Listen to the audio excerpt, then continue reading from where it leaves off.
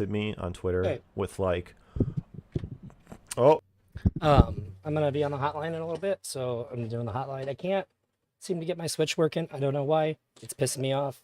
I had it all set up, tested, everything was good, and then my friend came over and wanted to play the Switch, and now it is how it is, and I'm really upset about it. So I was prepared, and I had to get unprepared. and Biden does too, especially on Twitter. So I'm gonna try to mess with it up until it's my turn to go But on. maybe we should try to be likable when we're disagreeing with each other. If the disagreements really aren't that big, I don't know. Let's try it. Let's try it today on the hotline. Okay. Well, I'm certainly ready Ugh. to take some calls. Um,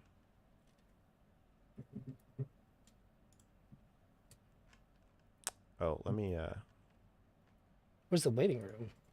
Ah, announce the stream. Mr. Hotline is now live. hello, hello. Okay. We got some call. What's up, dude? Somebody in the fucking thing. Hello? I'm mad. I was trying to stream my Yeah. Switch and Are you? it's not working. Um, Originally, I wanted to push back a little on your views about. Wait a second. You sound really muffled. Do I? Is this better? I'll just move closer to the. You sound super muffled. It's That pretty bad. is not good. If I shout, is that better? I can just shout. I don't know how to fix this. I thought I sounded fine in the waiting room, but Yeah, it Yeah. sounds a little more clear, but I feel Long-haired like if Mr. you Girl could era? get Ironically, short-haired Drazi closer era. to your mic, that would be good.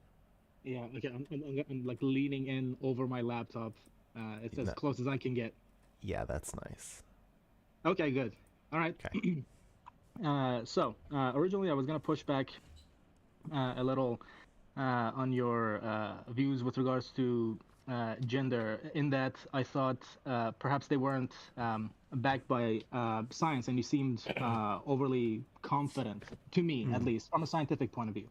Okay. But then I have to concede that I can't in any way accuse you of not doing your homework, because reasonable scientific research in the field doesn't seem like it can be carried out given the current political environment, and also the justified ethical issues of doing experiments on human beings. I would even say that part of the goal of the current political movement, the gender ideology movement, is to create an environment in which it could be said that you can't create reasonable research, like what you just said. I feel like what you just said might be a benefit. Just like, well, it's so politicized now. How would we know? Yeah, no, I could levy the same sort of critique against your opponent. So, in good faith, I can't criticize you for not being scientific enough. But given that I'm here to ask the question, I modify the question, and I will Okay. ask you, given your current views, Yeah. if a parent shares those views and is seeing their child wanting to transition, given the social pressure that is on parents to go along with the transition, and given the means that In certain areas, there's probably the opposite social pressure. But in our yes, hypothetical, we're talking about a blue city yeah, or town. we're talking about a liberal place. That's right. Okay. Um, uh, and you're welcome to cater it to whatever demographic you want within Huh. the liberal place. But I suppose my question is, what? Hey! Get back on the mic. Come on. Okay. Let's. Cool. All right. Yeah. What advice would you give to someone in that position? That is my question. Somebody who doesn't think trans people are really trans,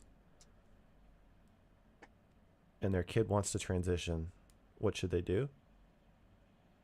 Yeah. What would you do if you were in that circumstance, or what advice would you give to a parent in that circumstance? Well, the same advice I would give to the parent if the kid were, I mean, imagine the kid believes what I believe, and they're like, Dad, I hate my body, and I have an intense fantasy that I'm a girl. Uh, can I cut off my penis? Well, we Huh. say no. If Sure. will you call me Rosie? Like maybe if you do your homework. Can I start cross-sex hormones? No. I would just say no. A loving, firm, no. What do you think I was gonna say? Or At am I some missing point, something? well, at some point, I think it would Hey, be hey, back on the mic. Do you know what the inverse? Do you know what the inverse square law is? tell me. It's a law about sound Yeah, you waves. got it. Yeah, got it. Okay, cool. It's a, every. Yeah, I got it. I know. Okay, Okay. cool. I'm on the mic. I You are suppose. very quiet. I can barely hear what you're saying. You're very, very quiet. Okay. I suppose. Yes. Okay, cool. No. Uh, Nope. We lost it. what? We had it for a second. Yeah. I'm speaking so Yes. loud. Yes. Close to the mic. Yes. Okay, cool. Yeah, I'm not gonna Yes. move. Okay, cool. All right. Yes. Awesome. Cool. Okay. I suppose what I sort of want to get at is, the level of distress that the child might have would increase and increase and increase, and your sort of pushback as a parent at some point will cause a rift in your relationship potentially that is, might be irreparable or might seem that. Well, there's a lot to psychologically, I think, consider rather than just saying, well, if you do your homework, if you take the question seriously. Irreparable Uh, because the kid will never be able to undo going through puberty. Irreparable because I suppose they wholeheartedly disagree with you on this topic, and they might have to go through this without you. And I don't know, Go how through, much but go support. through puberty. But you're talking about puberty. Is this right? Because when I was a kid, I wanted a gun. I really wanted my mother to buy me a. Actually, I just wanted a BB pistol, and she wouldn't buy me one. She promised when I was 10, she said, I'll buy you a BB pistol when you're 14. As soon as I turned 14, I was like, BB pistol now. And she was like, I thought you'd grow out of it. I still don't want you to have one. I was really pissed off. But then when I was 18, I just bought one. But I feel like the thing we have to acknowledge is that for trans kids, trans identifying delusion kids, for trans kids, they have to go through puberty. They can't just go back and not have gone through puberty. So we have to acknowledge that it's an irreversible fork in the road that you're going to The go through.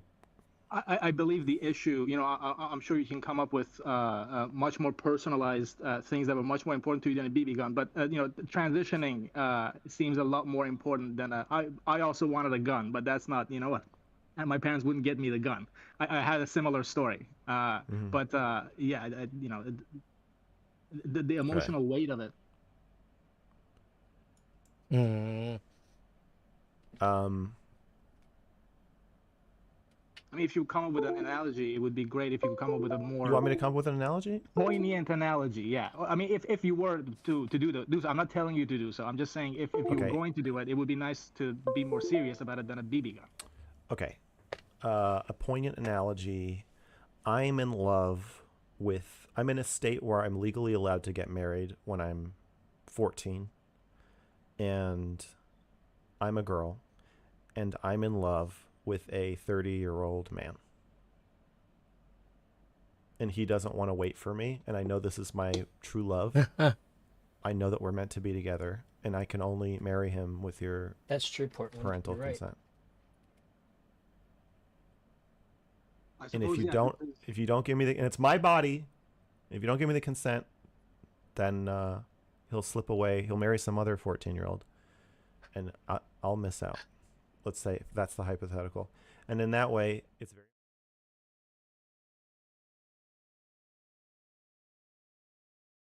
This is the dumbest thing you've ever suggested, and you've suggested some pretty dumb things.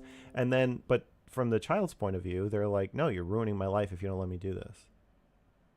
the problem that I see with this particular analogy is that the parent is like socially supported to say no in that context, whereas No, let's in say it's in. Let's say it's in an Yes. area where this is normal. so like in part of the world where Got marrying it. 14-year-olds is Yeah, normal. yeah. So then why would the parent disagree to the degree that they are disagreeing? I mean, Finally. you Because know, they're like smart like me and they see through bullshit. Like, I okay, mean, and they're disagreeing because they are not conforming to the local beliefs. That's already in the analogy. I see. Okay, fair.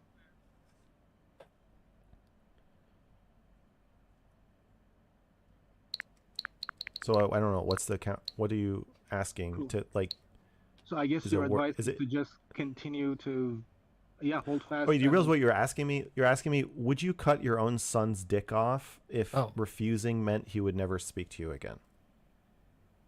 I suppose that is what I'm asking you. Maybe I guess not. And I Okay. would say, if you want to be a good parent, if that's what you believe, you want to be a good parent. The answer to that's probably no. You probably got to choose your son's dick over your relationship. Uh, hmm. I suppose there's a part of me that uh, would emotionally, I don't have children, but I would emotionally think that I would rather have a child that at least seems to be a part of quote you've unquote done it. normal society and has a relationship with me rather than to uh, completely cut them out. I mean, I could, we could talk about the literal analogy of the 14-year-old. If it's that common, then there's a part of me that would want a relationship with my kid, would want to have them, I guess, live a more normal life rather than feel like they're being ostracized by their parents. I don't know. I think it's a little more complicated for me. Um, Okay, you're doing. You think you're doing a thing that I think ties in with the smugness that I was talking about earlier. And the way it ties in is this: that when you're smug politically, there usually the meaning and implication of the smugness is that the people you disagree with actually secretly agree with you. So let's say you're calling a centrist a Trump, or like, oh yeah, I'm sure you're a centrist. Of course you are. Mm-hmm.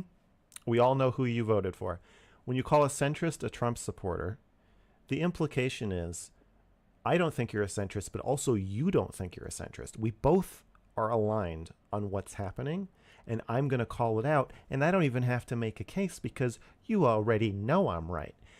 And what people do, especially with the gender issue, and I believe you're doing right now, Yes. is you're you're conflating wanting me to believe something different with wanting me to do something different based on what I believe. So if I genuinely believe that my mentally ill teenage son is asking me to cut his dick off,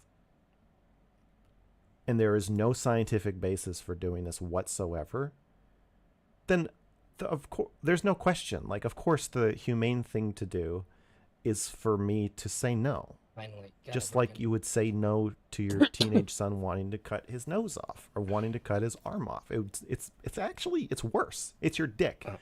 I've talked about this before, I had to completely uninstall and reinstall the graphics, or the driver for the but dick's capture very card. important. Big pain in the ass.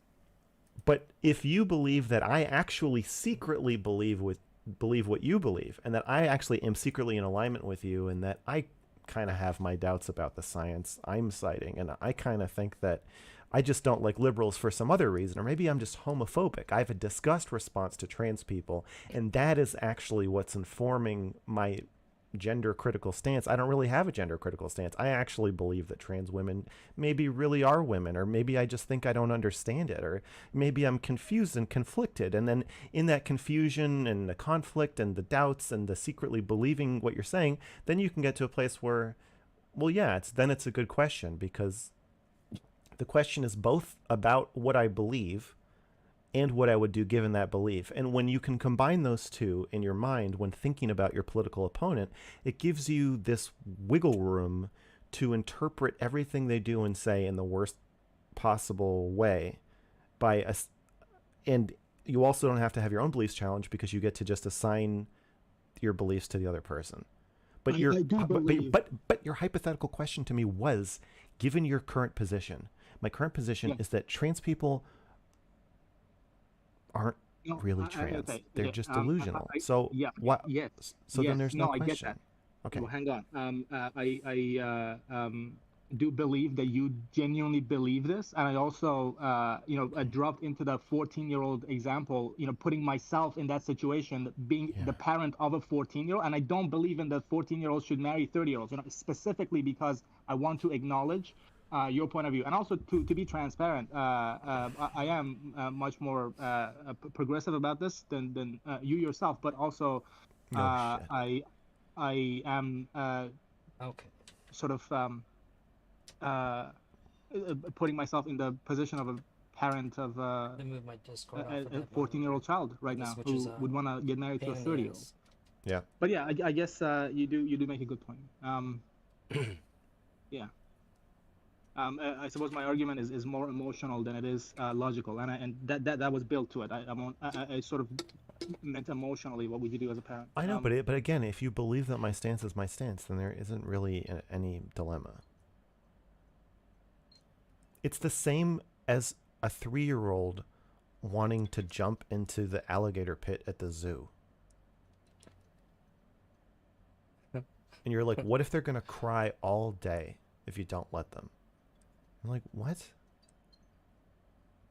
Okay. But if you're from a political party that thinks that alligators and 3-year-olds are really good friends, I'm gonna turn on then the switch audio I when can see how it would be more of a dilemma. after the hotline. Sure. Cool. I also just called in to thank you for the content you make. It has a lot of personal meaning to me because I found it, in conjunction with the therapy that I've had over the years, and also the material that I've studied in my academic pedigree. It's really sort of helped me connect with my own emotions and just live a life that I consider a lot more healthy. So I also wanted to thank you personally for doing what you do. Hey, Cameron. You're welcome. You there? Personally. Are you ready to speak to Mr. Girl? That's all. Yeah, let's go. Well, thanks for calling, Mr. Girl. Gonna move you in there now, buddy. Thank you. Okay.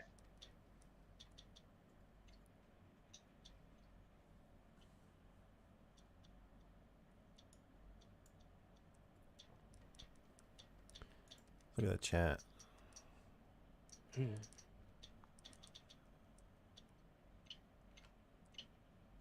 Being trans puts you into a social club. At least if you live in a well-populated area, you can easily date other trans people then. Weird. That's Yeah. Weird. Lately, every time trans people come up, Shaylin come to just my mic is a like, little bit. Sorry. I think they're just all autistic. Hello. And I don't... Hello? All right. Oh, hey. Hi. And I don't know how Oh, I see. strongly she believes that as like a 100% all the time true thing, but it makes a lot of sense. Okay. How can I help you? Hi, Mr. Girl. Well, Hey. first of all, it's an honor to meet you. I've seen so many hours of your content, so it's very cool to talk to you one-on-one. Nice. Nice first time can you caller. hear me, First sorry? time viewer. Yeah, I can So hear you I'm now. here to talk about kind Sibling of bringing relationship, right? Simon, and I'm To be kind of honest, want and to then gauge if that doesn't go why anywhere, I you want to two, talk about you know, vet phobia. had the explosive, first talk, and how it just never really simmered from there. But basically, I'm not a big fan of Brittany Simon. She had a member who was foundational in her Discord, who also happened to have a terminal illness. And, he also was in a position to be able to pay for her like hourly chats I or have a whatever. bad controller for this. So, not my he was normal. like, hey, I put in a lot of work for the Discord, a lot of free work. I'm not expecting anything, but I would really love to be able to chat with you if you ever have the time. And she was basically not only no, but why would I waste my time on you? Like, I would have to waste my time on pretty much everyone else then. So that moment kind of told me, like, I don't think she's able to be empathic, although she tells herself she is. Oh, Um, that has nothing and to do with empathy, right? that's really interesting when it comes to you, who's naturally triggering. You don't really put up walls to make people feel less, I don't know, like, yeah, you're It not going to just means that she protect doesn't care someone's about being triggers. nice You're to not going him. to baby and coddle them. You won't do like the Gen Z thing, right? So I think when you two met, it's kind of her expectations of who she is immediately blew up in her face. And she's like, fuck, I am not the, I don't know. Oh, and by the way, it literally did kill her community. Her Discord, basically, we watched movies together. I was a part of it. Um, and it completely What's this destroyed guy's it. point? Like, her Discord now is nothing. So I I guess don't I get don't it. really have a great point, but Oh, just to say, okay. like, I think that you talking with her, she wasn't able to be who she thought she was. She was too busy being triggered and smarmy and stuff like that. Yeah, so what do you think about that? Sounds like you really don't like. Sounds like you really don't like her. Yeah, and I used to really like her. I did calls with her and stuff. So you'd like pay Oh, her. I had to. Yeah, Oh, totally. I plush paid her a puppy. shit ton of money. How much? I think it was like 250 for a couple sessions. Per session. And It's a good for a chunk of couple change. sessions I did. Okay, so like $500 or so. Probably more up around like 1,000 altogether. Yeah. I'm also rusty. And I was at a point in my life where I thought what she had to say about different levels. I met people in my life who really hadn't been conscious or positive in my life, and I was like, okay, well, that makes sense. I just didn't realize Brittany was one of those people as well. And she had seen something, but her own ego kind of gets in her own way constantly. It sounds like you still subscribe to her system somewhat, but you believe that she is lower in her for anybody who's not initiated. Brittany Simon, coach and sex worker? Is that online sex worker? I don't Ex think online she sex says worker? this. Okay. Maybe. I don't know. She used to post naked pictures of herself on the internet. And She used to have an maybe sell them, OnlyFans. I think. I don't know. Anyway. OnlyFans, kind of. Okay. I'm trying to broadly label her, but maybe that's a mistake. She has a system where level 5s are the self-aware, actualized, cream of the crop human beings. Level 4s are good people, but it hasn't really clicked for them yet. And then level 1s, down to level 1s are I'm trying so hard not to scream. useless I scream a lot when I play this air game. wasters. Yeah, and I don't really. I think when you put levels and like the way she talks about it, it all becomes an ego thing. I don't think like you obviously you're a kid and you're an adult and you realize like, wow, the thing that I did younger was a reflection of who I was at the time, who was a young person. You know, everyone has moments like that that kind of open your horizon, that allow you to think about things more critically. And you can put it on a 1 to 5 thing, but her, you know, her fascination with ones, I think, is really telling of what she thinks of herself. Yeah, she thinks she's a level 6. So. Because I think she is. And the numbers only go up to useless 5. emotionally. Let's be real. In fact, I think she's harmful emotionally. Sounds like you think she's a Oh. level 1. No, because level 1s would have to exist. And Well, we're just level 1, evil. a level 1. I don't think you can have it both ways. You're saying she's useless. A level 1 is a useless person. Well, no, I'm sure that she. Wait, gives, I don't have to like, type a that. lot, Yeah. Like, I would love Throw back to my earlier This streams. is a you know Super you're just Mario walking Maker, it back. baby. I feel Since I it got a seems like Switch you again. hold. I mean, come on.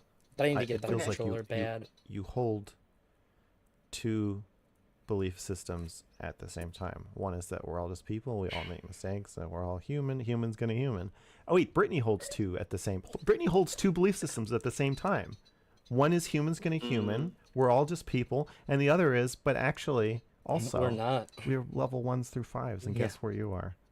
But do you know the allegory of the cave by Plato? No.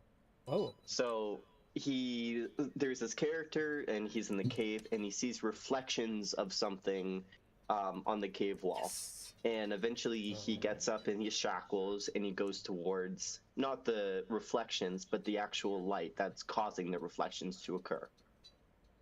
And he goes outside and he's out of the cave, Let's and go. the light blinds him. But then he can see this wonderful splendor of Shit, I was reality reading chat. beyond him, and not just the I fake moved rooms on my illusions computer, cast started upon doing what I him was by telling you whatever. about. I So it's believe more scratch like type, basically. that. Oh, That I can like help. you have to understand the world for yourself to actually have a creative thought, and that creative thought will then lead to at least a better understanding of the world. They'll never be perfect because you're human, you have biases. It's Oh yeah, somebody asked me today if there was a way that they could donate to me that wasn't through YouTube. For one reason or another, they didn't want to.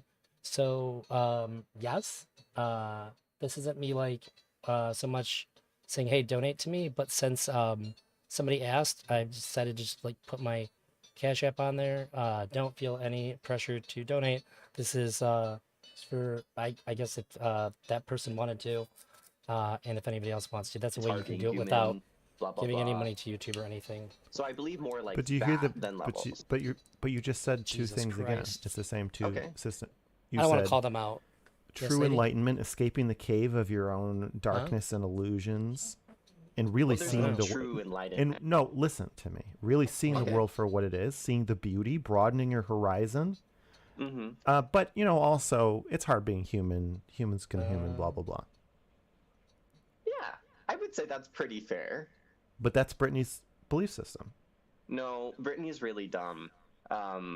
She puts it on very specific, like, this is explicitly who you are, this is the path that you're on. She's very kind of like a guru almost. I don't And hold Plato's the not? beliefs. That's true. But I'm not trying to do what either of them tried. I'm not trying to push my beliefs on anyone else. I'm not saying you are Brittany Simon. I'm saying you Not anymore. subscribe to her belief system. Good catch.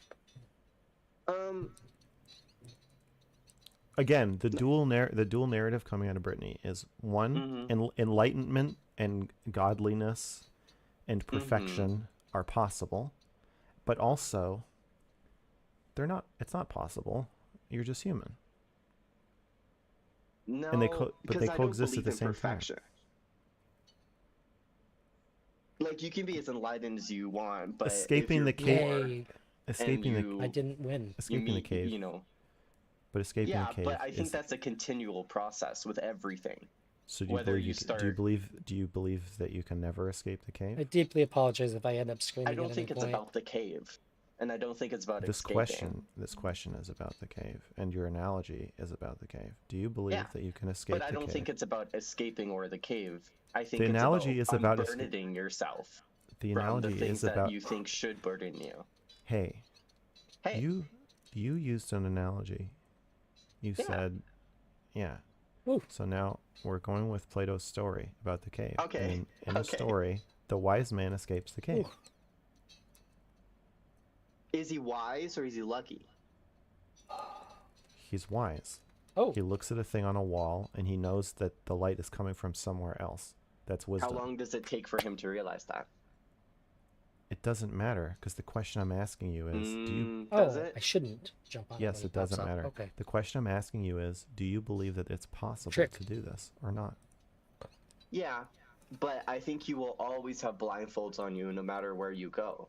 It's all about trying to open yourself up to new experiences I and just try want to you to- understand the world. I just want you to acknowledge I mean that. that earnestly, though. Do you see that you still you're still doing the same thing? You're saying yes, it's Interesting. possible to achieve true enlightenment, but at the same time, human's gonna human.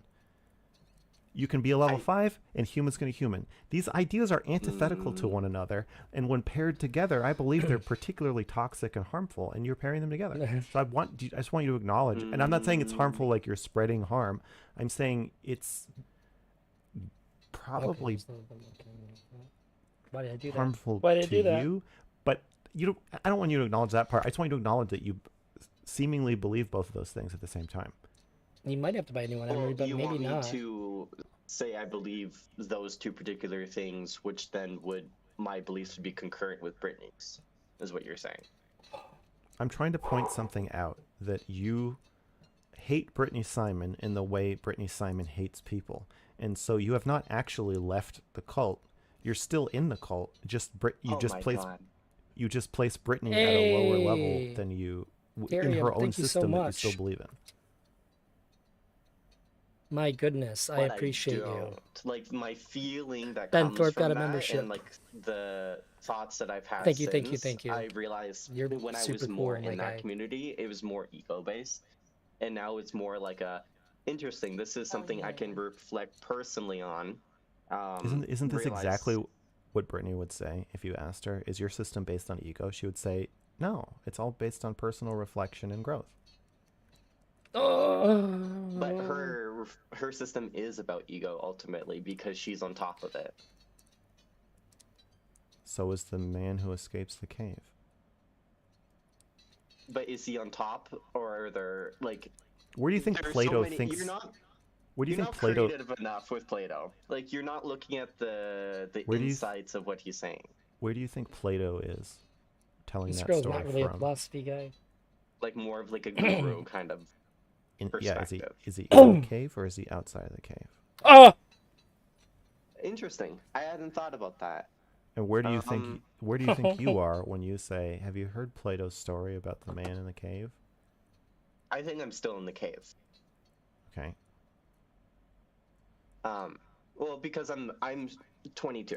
Like, and yeah, I moved out when I was like 15, shit like that. So I have like some worldly experience. Yes, you're doing it but- again. You're saying, I'm 22, I'm just a kid, I'm just a human's gonna human. Although, if we're being fair, I do have a lot of worldly experience. You know, I moved out My of worldly experience. I moved out of the cave when I was homeless. 15. Being homeless, so it wasn't great. Yeah, but you believe that being homeless was enlightening to you. Woo! Yeah. But that doesn't mean I Yeah. necessarily believe in the paradigm that you're putting forth. I think you believe in both at the same time. Let's go. I mean, that's interesting. Oh!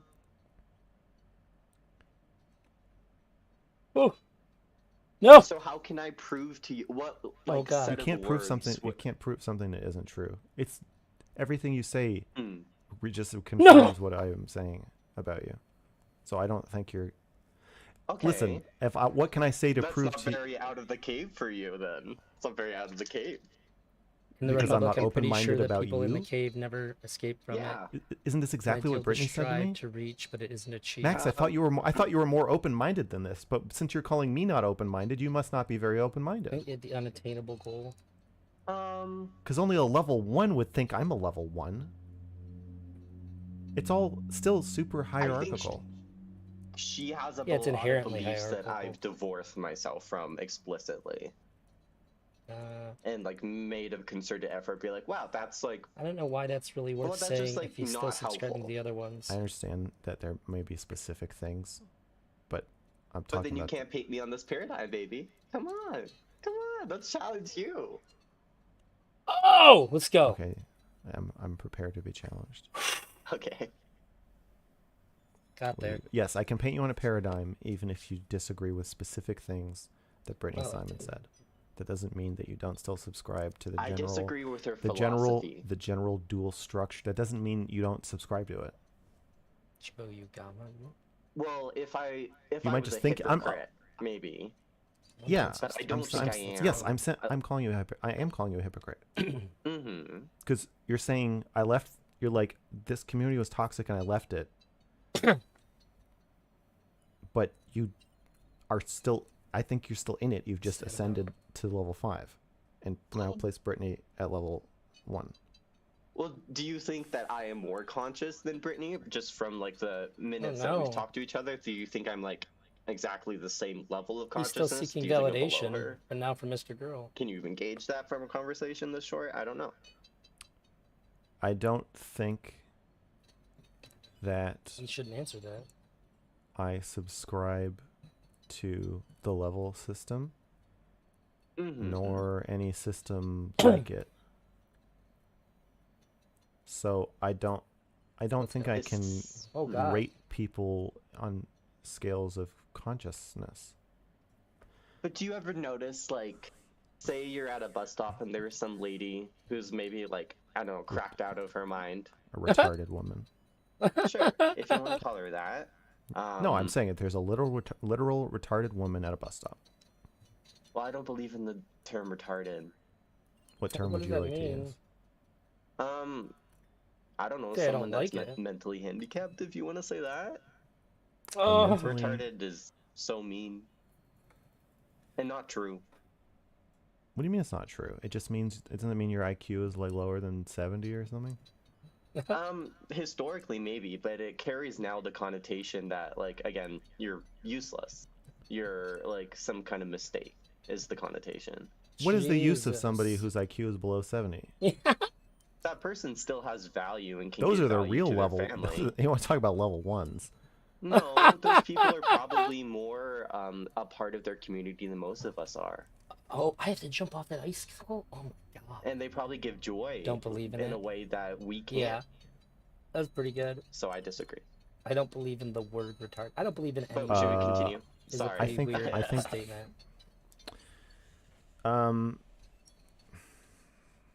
I think retarded is okay because being retarded is bad.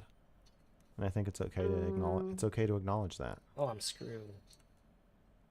I don't know. I try to love people who are less loved on more. I know, but that doesn't, like, if you could push a button to make yourself retarded, would you push it? I wouldn't want to change who I am. But you do. You want to escape the cave. You want to live in the. No one is more I in the want to cave. grow. No one is more in Oh the my cave than a God. retarded person. A retarded person is so far in the cave they don't even know that it's a cave. How are they in the cave? What does that have to do with being retarded? Because awareness or consciousness, as you're describing it, self-awareness. Like a retarded person doesn't even know like where their own hand is. Oh, If they're retarded shit. enough.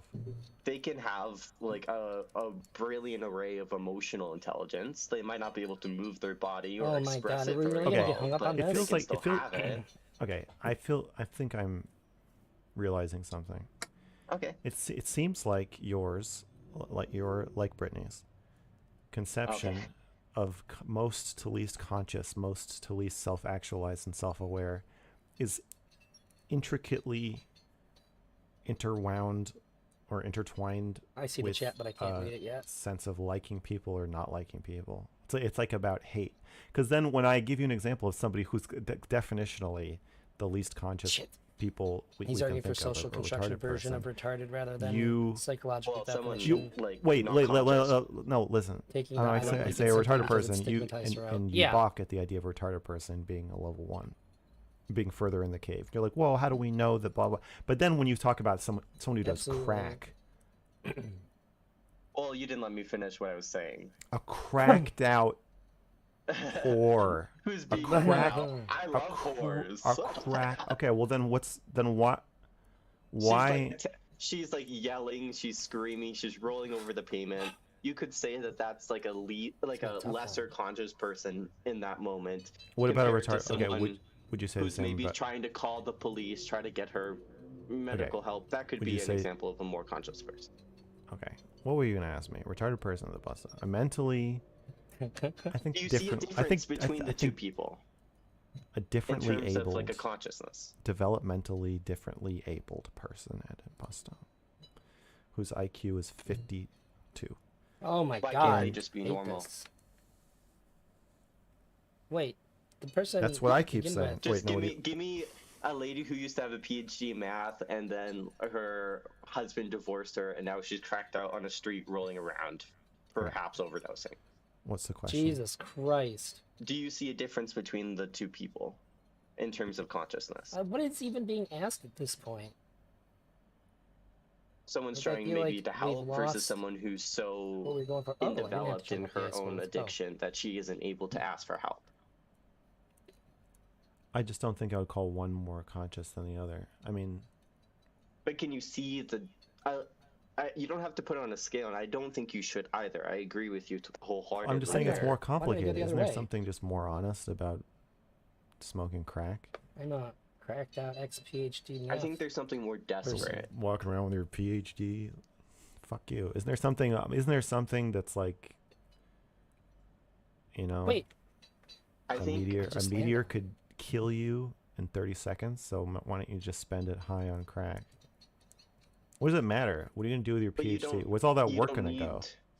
you can feel complete and full and enlightened without doing crack. And that's No, kind of I like don't think any. Maslow's hierarchy Okay, of needs. yes, I don't think anybody feels complete, full, or enlightened. I think that's without where doing crack. we're having a problem. Yes, I don't think. I totally agree, Oh, just and I said don't you- even think you can get close necessarily. You just said you can feel complete and enlightened without crack.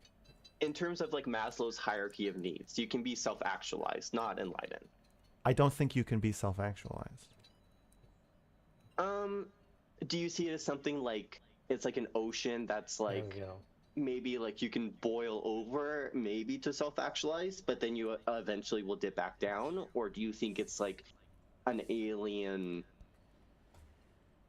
thing to human beings to be able to experience?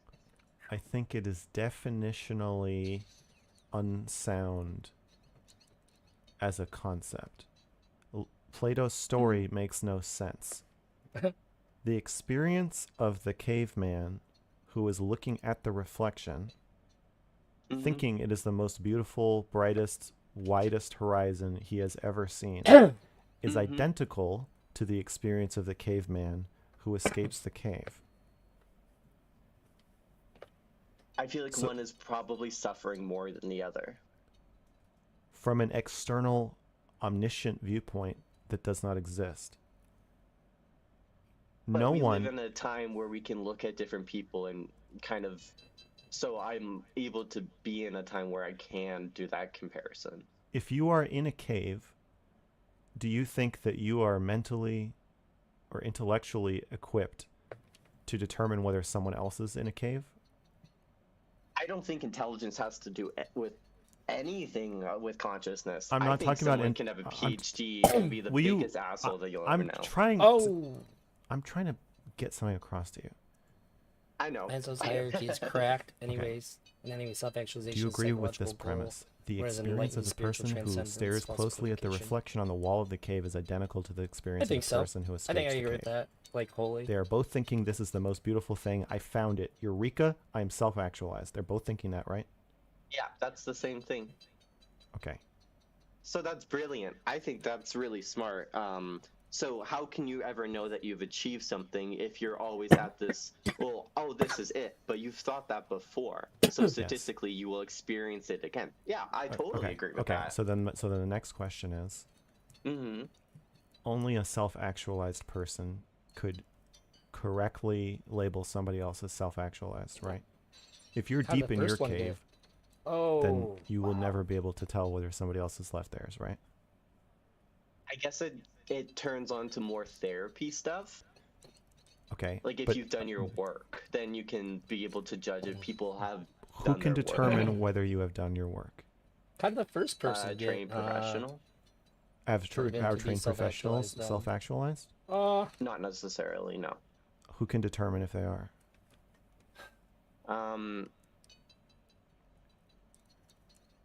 You put them through a shit ton of schooling. Yeah, you it's not put them great, through Portland. so much testing. I Who don't puts know what us through the testing? overall point here is. First, So we talked the about Brittany system can Simon. determine who is Then we self-actualized. mentioned Plato's cave, which I thought might have No, but might have it's- ended up being pretty interesting, but It's nope. basically a probability game that they're playing. Okay. We're at the end. Who determines the It's a- outcome of the game? Do you get what I'm saying? If no one can self-determine that they're self-actualized, and no one can ever actually determine that anyone else is self-actualized, then self-actualization doesn't exist. What happens if it's more of a personal experience? The point of Plato's story Got is it. that staring Instead at The point of Plato's story is that the man staring at the lights on the inside of a cave is having the same experience as the man who escapes. We already agreed on this premise, so it Well, can't I be. don't think that's what he it can't- thinks.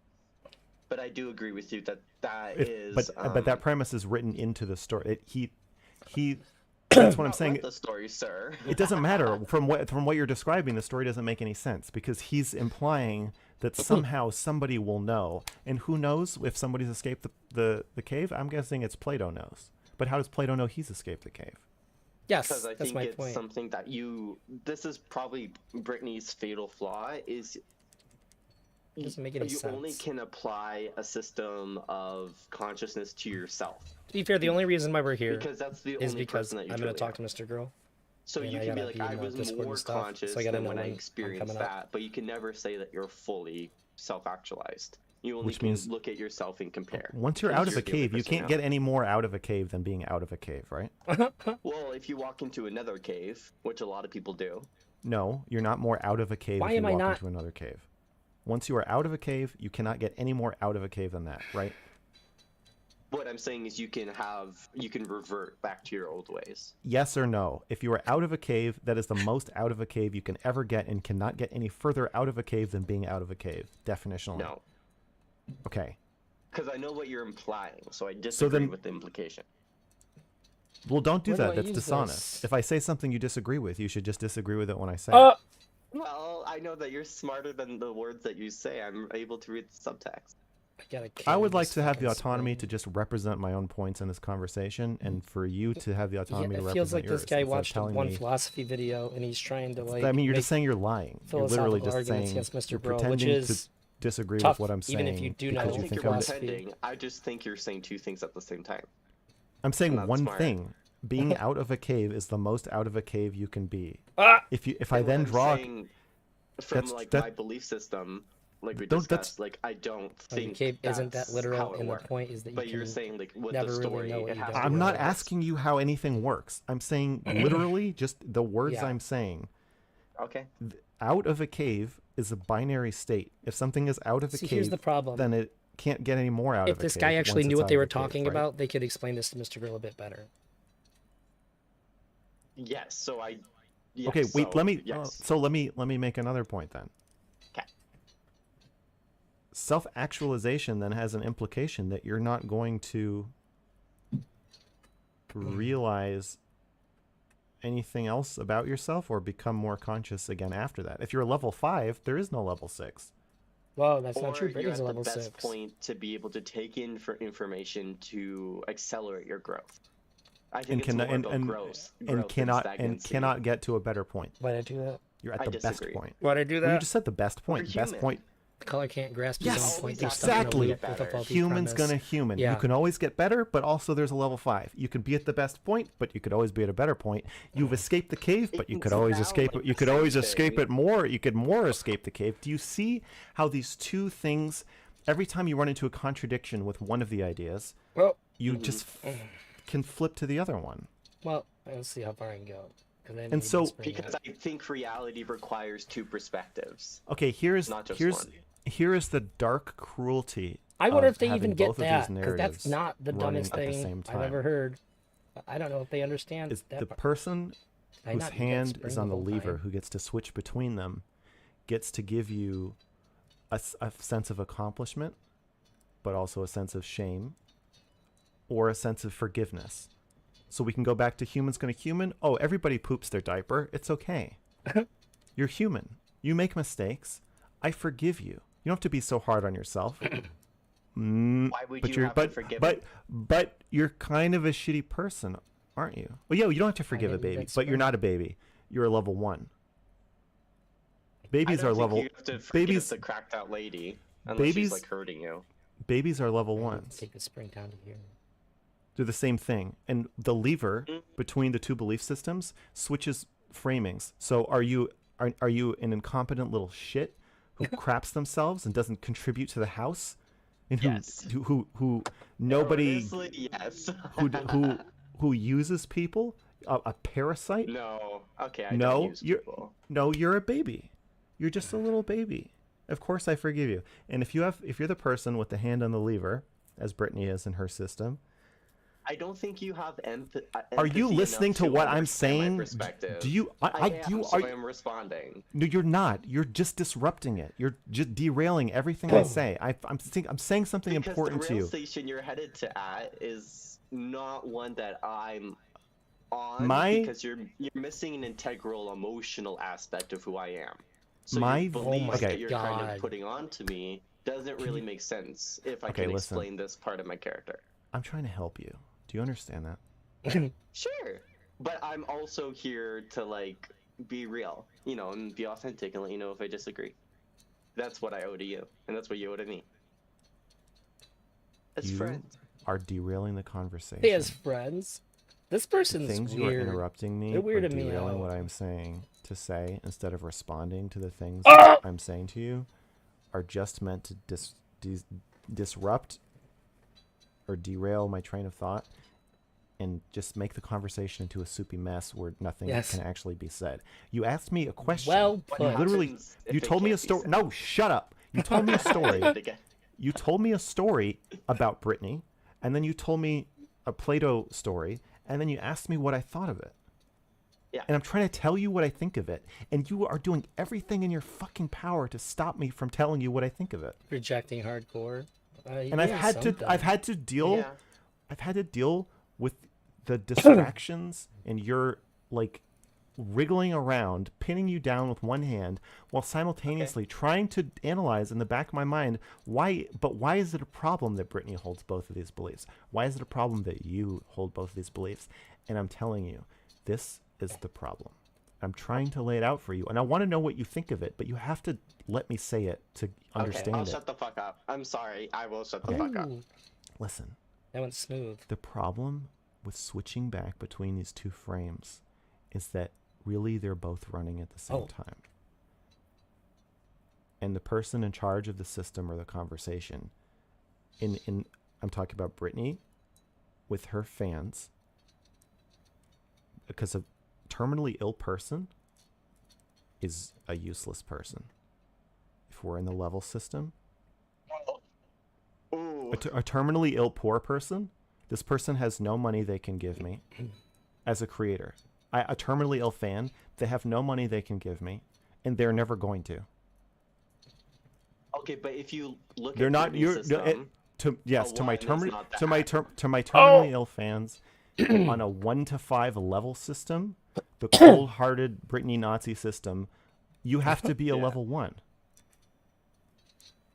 she might think that, but But I listen, definitely I don't. want you to please listen to what I'm saying. Just Okay. stop I talking. knew. Just stop I knew I was talking for a gonna die. second. Okay. Will you do this for me? And then I want yes, to hear. Pa. Yes, I'm Papa. Thank you. Jesus. It feels like the part that you might not be grasping is the dual narratives happening at the same time. So again, I want to lay out for you. On one hand, a terminally ill person is the person in society that we should be the kindest to, and is the person that reveals our true character the most. And so even then, from like a lizard selfishness point of view, you should be nice to terminally ill people, especially if it's in fucking public. But also that sense of self-preservation and warmth and empathy and thinking, what would it be like for me if I were terminally ill, turns into No. what could be described as a genuine feeling of empathy and warmth for a terminally ill person. Also, I'm taking your story at face value. I don't know if the story that you told me actually happened. So I'm No, just you get to see all the analyzing your stuff. story, not Brittany's actual behavior. But if your story is true, or from your perspective it is true, and it's what changed your feelings about her, I want to point out that your feelings changed when you saw the lever naked in daylight be flipped by her. When you saw somebody who you believe should be treated as a baby is treated, or a retarded person gets treated like a tweaker. No. A crack whore. An evil black woman who sells her body for sex. No, I don't know, whatever it is. Sure. And I think the act of seeing the switch flip and seeing that her hand is on that lever is what disenfranchised you from the community. Got it. And Okay. and so you get the opportunity to you can. There's a cruelty in flipping the definition of another human being back and forth between you're just a human's gonna human, and you're okay, you deserve love and forgiveness. But concurrently in the back of my mind, what use are you really? That's brutal. I don't really think of other people's utility to me as in associated with their value. I think their that you are value- doing this to yourself. What am I doing to myself? I think on one hand you have an incredibly harsh system of self-evaluation Hmm. that is consistently Oh, disrupted and I think I get it. interrupted, but also paired with a belief system that you're a human who deserves love and makes mistakes. Do you think they're tools for me to? It's really hard for me to see people I feel that that when cause harm to other people. And for example, the cracked out lady probably isn't causing harm to anyone. It's more like the snooty jewelry lady that's fucking over her other employees, right? Yeah. I see them more as in tools that help me see their humanity better when I'm like, why is that What? person hurting the other I'm person? talking about the way you think about yourself.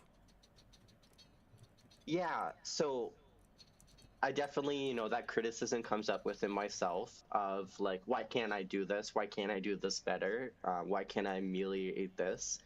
And then I switch the lever to, well, given my existence, given how environmentally I was raised and, Oh who my I am God. now, it makes sense that I struggle with some things. And we can move forward with both of those levers kind of allowing me to have a better relationship with myself and see more of the humanity within myself rather than judgment and shame. I think there is a deep lack of forgiveness in that dual framing of What do I self, do with that other power?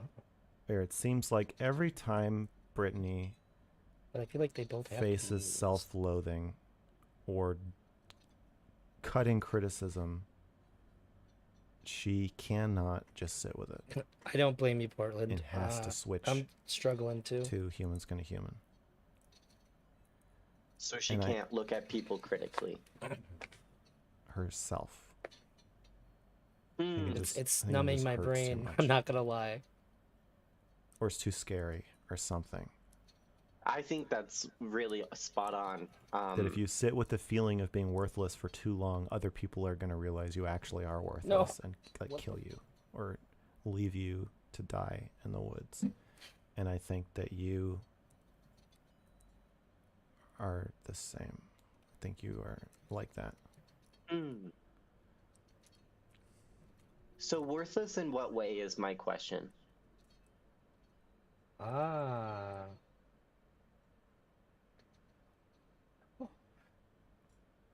It's a transactional frame. Because I'm pretty. got some Mr. Listen, Grilled if you, Shields on, I have if a you cell ever phone. want to be I will gay, not. I'm pretty. I have a use. It's not talking. It's a transactional frame in which friends and family I think even as a joke, I would feel will drop gross, you the moment they realize that because I think that was a genuinely painful moment. you're not giving as much as you're taking. That's what I mean. And the concept of use. Okay. In the level Ooh, got it. system, level ones are air. They're wasting air. Air isn't free. Nothing is free. No one has a birthright or entitlement to anything. You have to It's pay more for it. about You have to the pay for every people breath you actively take. taking what you said, more actively taking than giving. It's about managing the terror that other people are going to start thinking of you as somebody who takes instead of somebody who deserves. Oh, why It's did I? more of like a biological. So are you saying that biological impulse is then giving way to these more quote unquote logical thoughts, but really at the core, it's just I don't want people to kill me. Abandon. Oh. Kill by abandoning. Mm. And I think both you and Brittany feel that if you sit with self-loathing, it's What like happens if looking. I It's like don't it's like want it's like self-loathing? hey, it's like Wile E. Coyote looking down after That's it hot. runs after. Jesus Okay. Christ. You can't sexualize this conversation. Yeah. I'm sorry, you yelled at me and it's excited me. He's That may about to be end. so, but I need you to keep that to yourself. Okay. So it's like Wile E. Coyote running off a cliff and looking down. I don't know who and that is. I'm so sorry. He's a cartoon character. Okay. He runs off cliffs and then he doesn't realize he ran off a cliff till he looks down, and then he doesn't fall till he realizes he ran off the cliff. Okay. Put the key.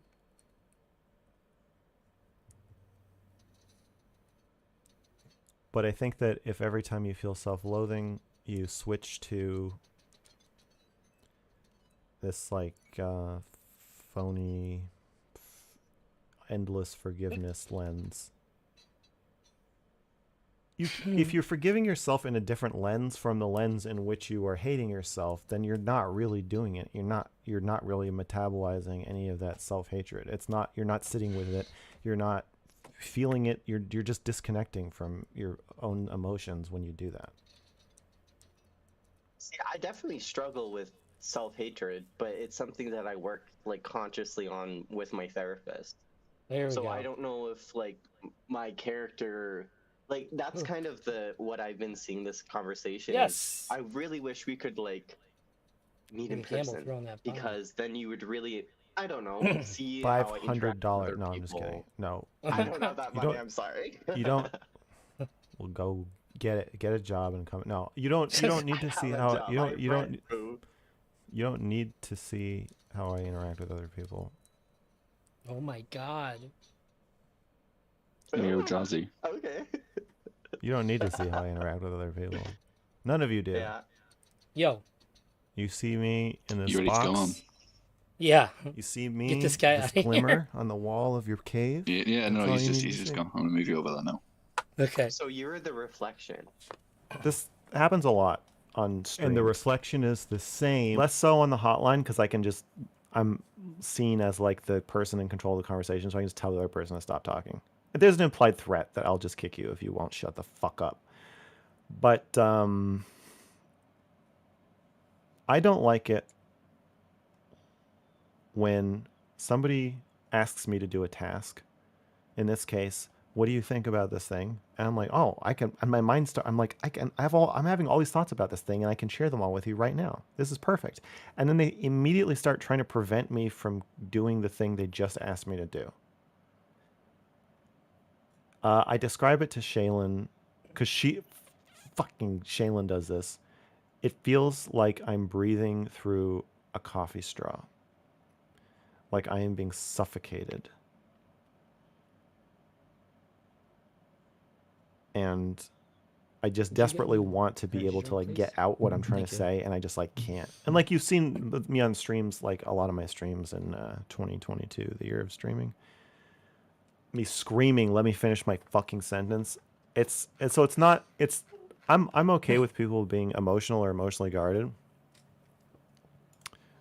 but I just can't. Hey, Drowsy. Hey. Yeah. I understand everything that you just said. Nice. So I have like I think just two things I wanted to talk to you about. Okay. One of them, the first one is so the Mama Mac stuff. I've already had people. So I agree with what you said on Twitter about it. It makes a lot of sense to me. Wait, let me just briefly recap. Yeah, let's do that. Mama Max is a pedophile hunter. I thought you were just gonna say pedophile. Mama Max is out fucking pedophile. Mama Max is a pedophile hunter who does kind of like a dark, weird, scary voice and dark, weird, scary videos where he's like, and then this person did this and they victimized the children. And, blah, blah. And he's talked about me and called me a pedophile, I think, a couple times. And he's never made a video about me, but I think he's said stuff. He's talked some shit. And which is fine, you know, it's my fault. People think I'm a pedophile. I know that. But he's recently had a downfall, or seems to be in the process of having a downfall, where people think he manufactured evidence, lied, tried to get bigger creators to help him boost an unsound story that seems like it might be some other person he's working with who's like lying about some cult or trying to get people to donate a ton of money, and he's pocketing all the money, and he's been making like $10,000 or more a month on Patreon as a pedo hunter. And anyway, people are really pissed off at him. And so I said on Twitter that I think that the YouTube algorithm gets people addicted to whatever they're doing on YouTube, gives them an inflated sense of grandiosity, and makes them do crazy things that they probably wouldn't do if they didn't have access to a gamified, gambling, mechanic laden platform like YouTube, which I think we all agree, I think for the most part, that YouTube radicalizes people into believing some really weird shit. And not just shit about political parties, shit about yourself.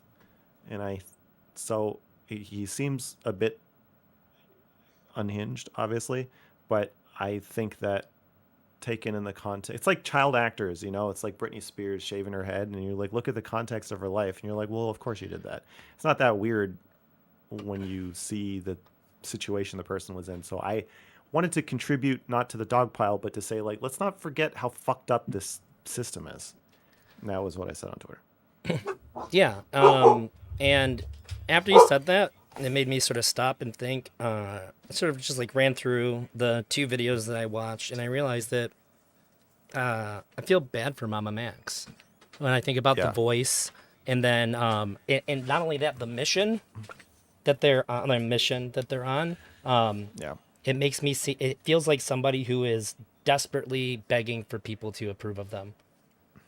So like the voice is like every like weird edgy kid that I would have known in high school that I was at least kind of friends. Like I would have been like kind of friends with them. I'd be super friendly to them if I didn't end up like becoming their friend. Because like those are usually my kind of people. And I just sort of got a big sense of like that's this the kind of person this is. That's how I think, at least. I can usually identify like people like that in real life pretty quickly because I know that I'll probably get along with them. But the whole picking pedo hunting is the best way to get people to like you. Because if you don't like what I'm doing, then what do you like, the child molesters then? It's like the best shield ever. You can convert people's hatred of something else into adoration for you, or so you think, but it just turns into more hatred. That's the problem, is that the fans, the dedicated fans of a pedo hunter, don't love children so much as just they love watching people get their fucking lives destroyed.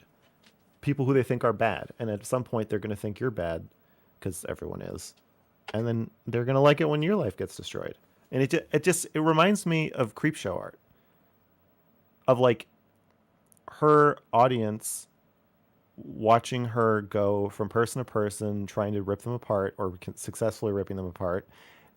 And then at some point they're like, wait a second, you're not like a good saint. You like ripping people apart, and now we're gonna rip you apart. And then so it's just like people cannibalizing each other.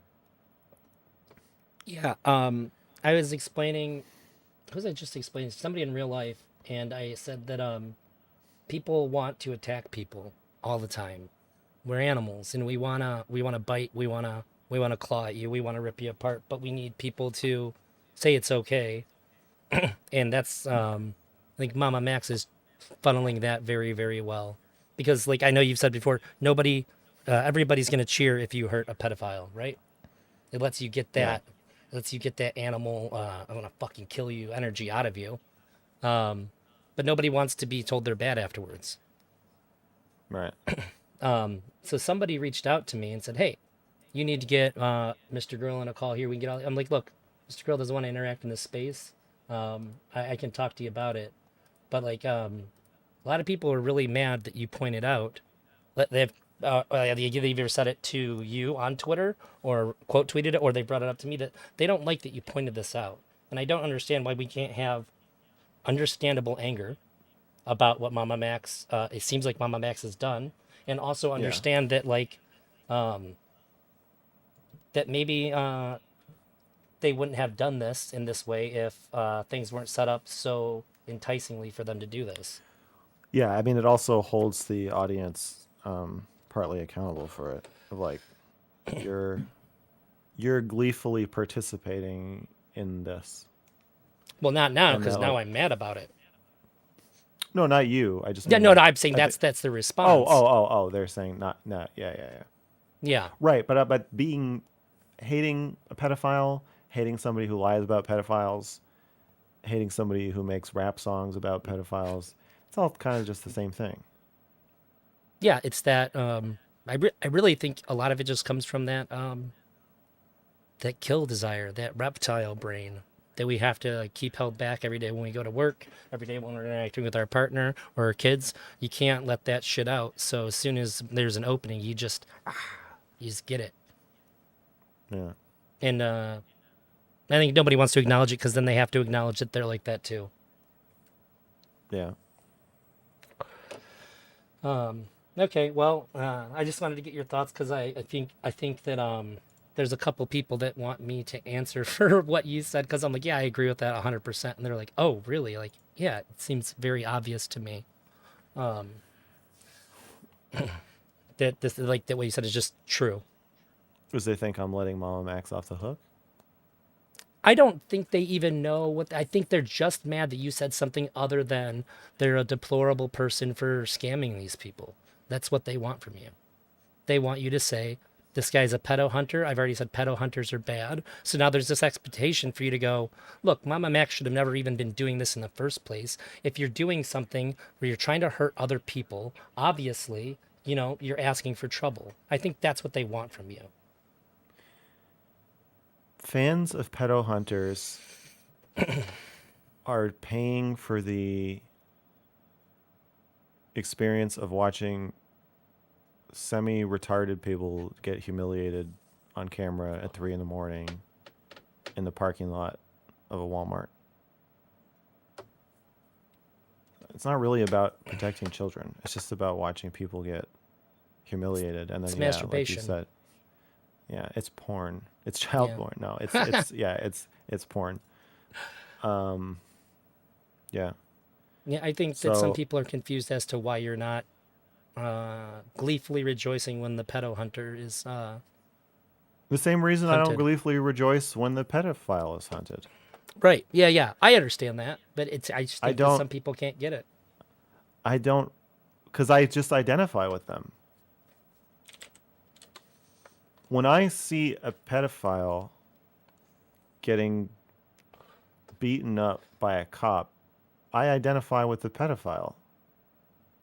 Or I Why? guess I identify with both at the same time, but it's not a pleasant experience. Do you think you jump to identify with the pedophile because you're used to being the one that people target and take their shit out on? And because I'm a big pedophile. No, yeah, I think because of that, and just I don't know. I also feel like I was taught that's what you're supposed to do. Have empathy for people that need it rather than rejoice at their downfall. Yeah, when you see someone getting beaten up on the playground, you're not like you're supposed to put yourself in their shoes. You're not supposed to be like, what if he's a pedophile? The same way, if I see a pedophile molesting a child, I would identify with the child. I just feel like I'm always going to identify with the underdog, but that I don't like Well, victim, too. superimpose. Yeah, everybody's a victim and everybody is a perpetrator in multiple different overlapping frames. So what people want to do is take the frame, the pedophile, somebody was gonna, what, they didn't even molest a child, but they were gonna. So I have I'm imagining you fucking an 11-year-old. And so since in my and you agreed to over text and then we met up. So in my imagination, you're the perpetrator of this hypothetical, or what's the word I'm looking at? Like the rapist of this hypothetical victim. And then when I'm beating you up, I still am thinking of you as the rapist. But like that's not how, like, I just don't. When I don't police do subscribe this, it's to that. entrapment. I When you think set up a fake scenario to see if somebody takes the bait, isn't that entrapment? yeah. I don't know. Oh, that's my understanding of what it is. But I think it's wrong either way. Like I think entrapment refers to like overstepping in doing that somehow, but I don't know what that word means. So I'm gonna just say I don't know. But my point is, like, it's the same reason I'm against the death penalty. When you're sitting there watching the person who murdered your mom get hanged, yeah, you're thinking you're like yeah, but think about when he was murdering my mom. Yeah, when he was murdering your mom, he was the offender, but now that he's just standing there helpless, he's the victim. yes, yeah. I don't know how people don't. People want to hurt people. It's the same thing. Somebody asked me if it's okay to shoot an active shooter. I said, well, if they stopped and they're disarmed, you can't shoot them anymore. And people tell me, no, you're crazy. You still just take them out. They killed 20 people. Like, but they can't kill anybody anymore. Why would you shoot them? They say, no, shoot them. It freaks me out. This scares me when people talk like that. It's the same behavior. You use your gun to get them to get on the ground, and you hold them down till the cops get there. That's what you do. You don't take your opportunity to quench your bloodlust and become a murderer yourself. You just make sure they can't keep doing it if you have a choice. Yeah, people freak me out when they act like this. I don't know why. I feel like if I can keep my reptile brain in check, even when I'm mad, then maybe that's part of being human. That's part of the responsibility. But people don't want to do that. Not that I never get mad or angry at people, but the thing that makes you want to kill the pedophile or think it's okay is the same thing that makes the pedophile think it's okay to have sex with an 11-year-old. They just really want to. That's all there is to it. They just really, really, really, really want to. And because they really want to, then they're like, well, I'm going to do it. It's okay if I really want to. That's it. That's the same justification. If you are against pedophiles having sex with 11-year-olds, even if they really want to, then you should also be against murdering those pedophiles, even if you really want to. I agree. 100%.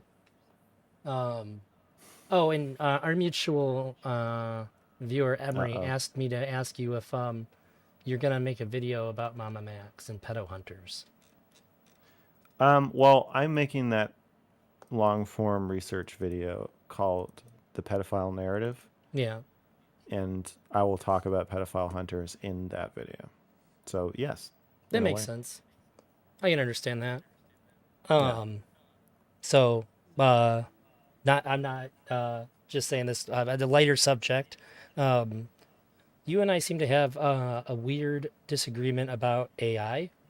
When you talked to Tuna, I wanted Tuna to talk about the differences that humans can doubt, and you seem to think that AI can doubt.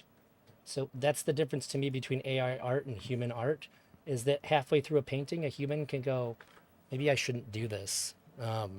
Maybe since the way it looks now, I'm going to change. I want to change some of this stuff, and then it can become something different. Once the AI gets the prompt, it has to follow through the prompt. It can't decide halfway through that red would look better, that red flowers would look better on the tree than a bare and empty tree. But a human can do that.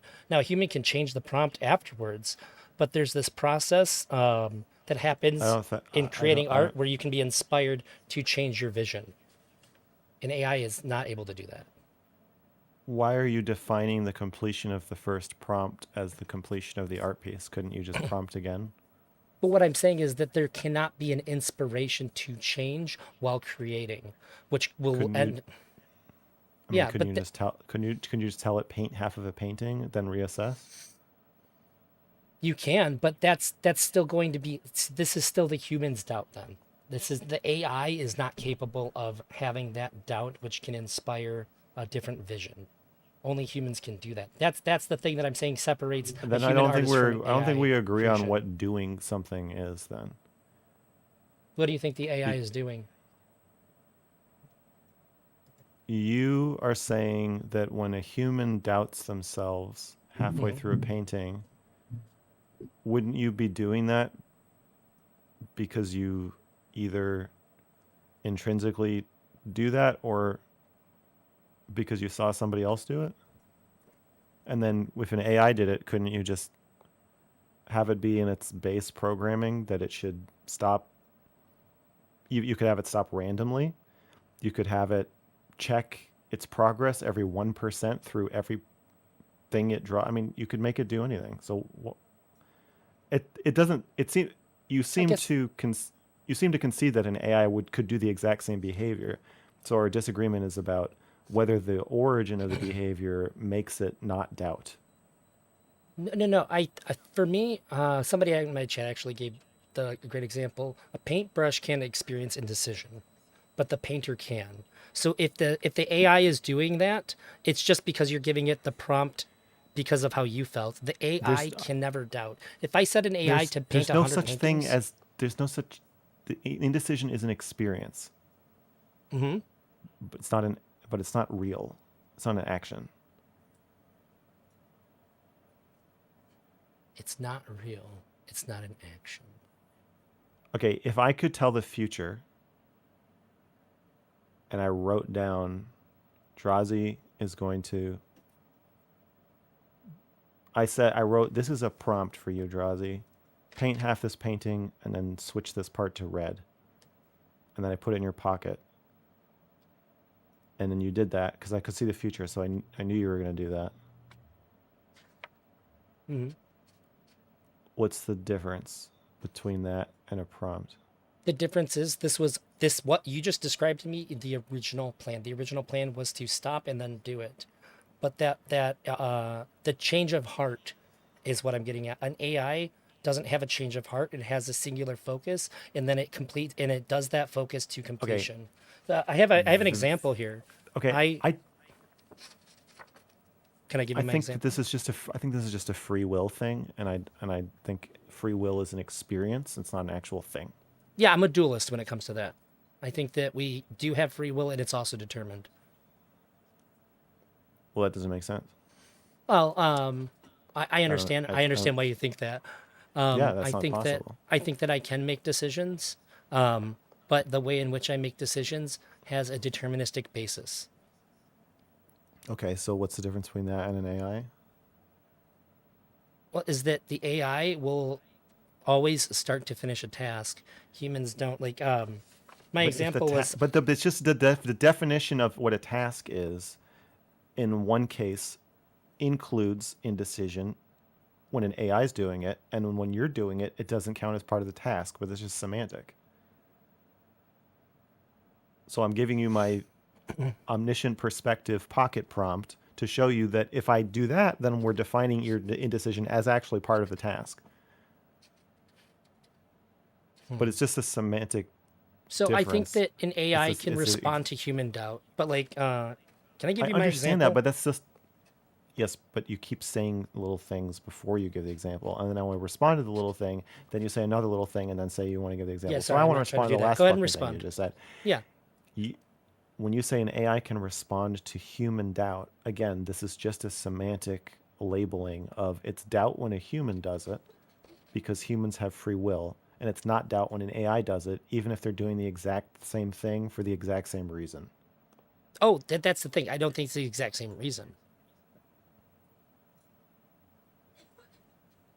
Why not? So, You're doing it again. You want to give your example, but you just can't stop no, yourself. I'm trying to think of how to word it. Oh, So when an AI does something, let's say it paints the painting for you. I have beautiful AI painting, and now I don't like something about it now that it's done because it only gives me thing start to finish. Okay, give me the same thing, but change this part about it. This is me having doubt about my initial idea that the AI did. But the AI never doubted itself for a minute. It gave me exactly what I asked for, and now it's going to give me exactly what I asked for again. There's not the process. The AI is not. There's not the process of doubt happening within the AI. It's still happening within me after seeing the final product. But for me, I won't get to see the final product. But if you had an AI that just it was programmed to look at every single thing it does and then do it either the same or differently after it's done, then it would be in the AI. Okay, so this is the thing that I think is really different here, is that when I'm painting and I have doubt and I make a change there, I never get to see the final product when I'm gauging that. And the final product that I had in my mind is now gone and it's replaced But you with could something program new. an AI to do that exact same thing. You could say, get halfway through, evaluate how it's going, versus the prompt, which is your expectations, which is your mind. The AI does have a mind. An AI can look at a picture and generate a prompt from the picture because it knows what types of things, what types of words match up with what types of pictures, and it can look at the pictures in the process of drawing and say, oh, this actually isn't exactly what I wanted. If you asked it to do that, it could do that.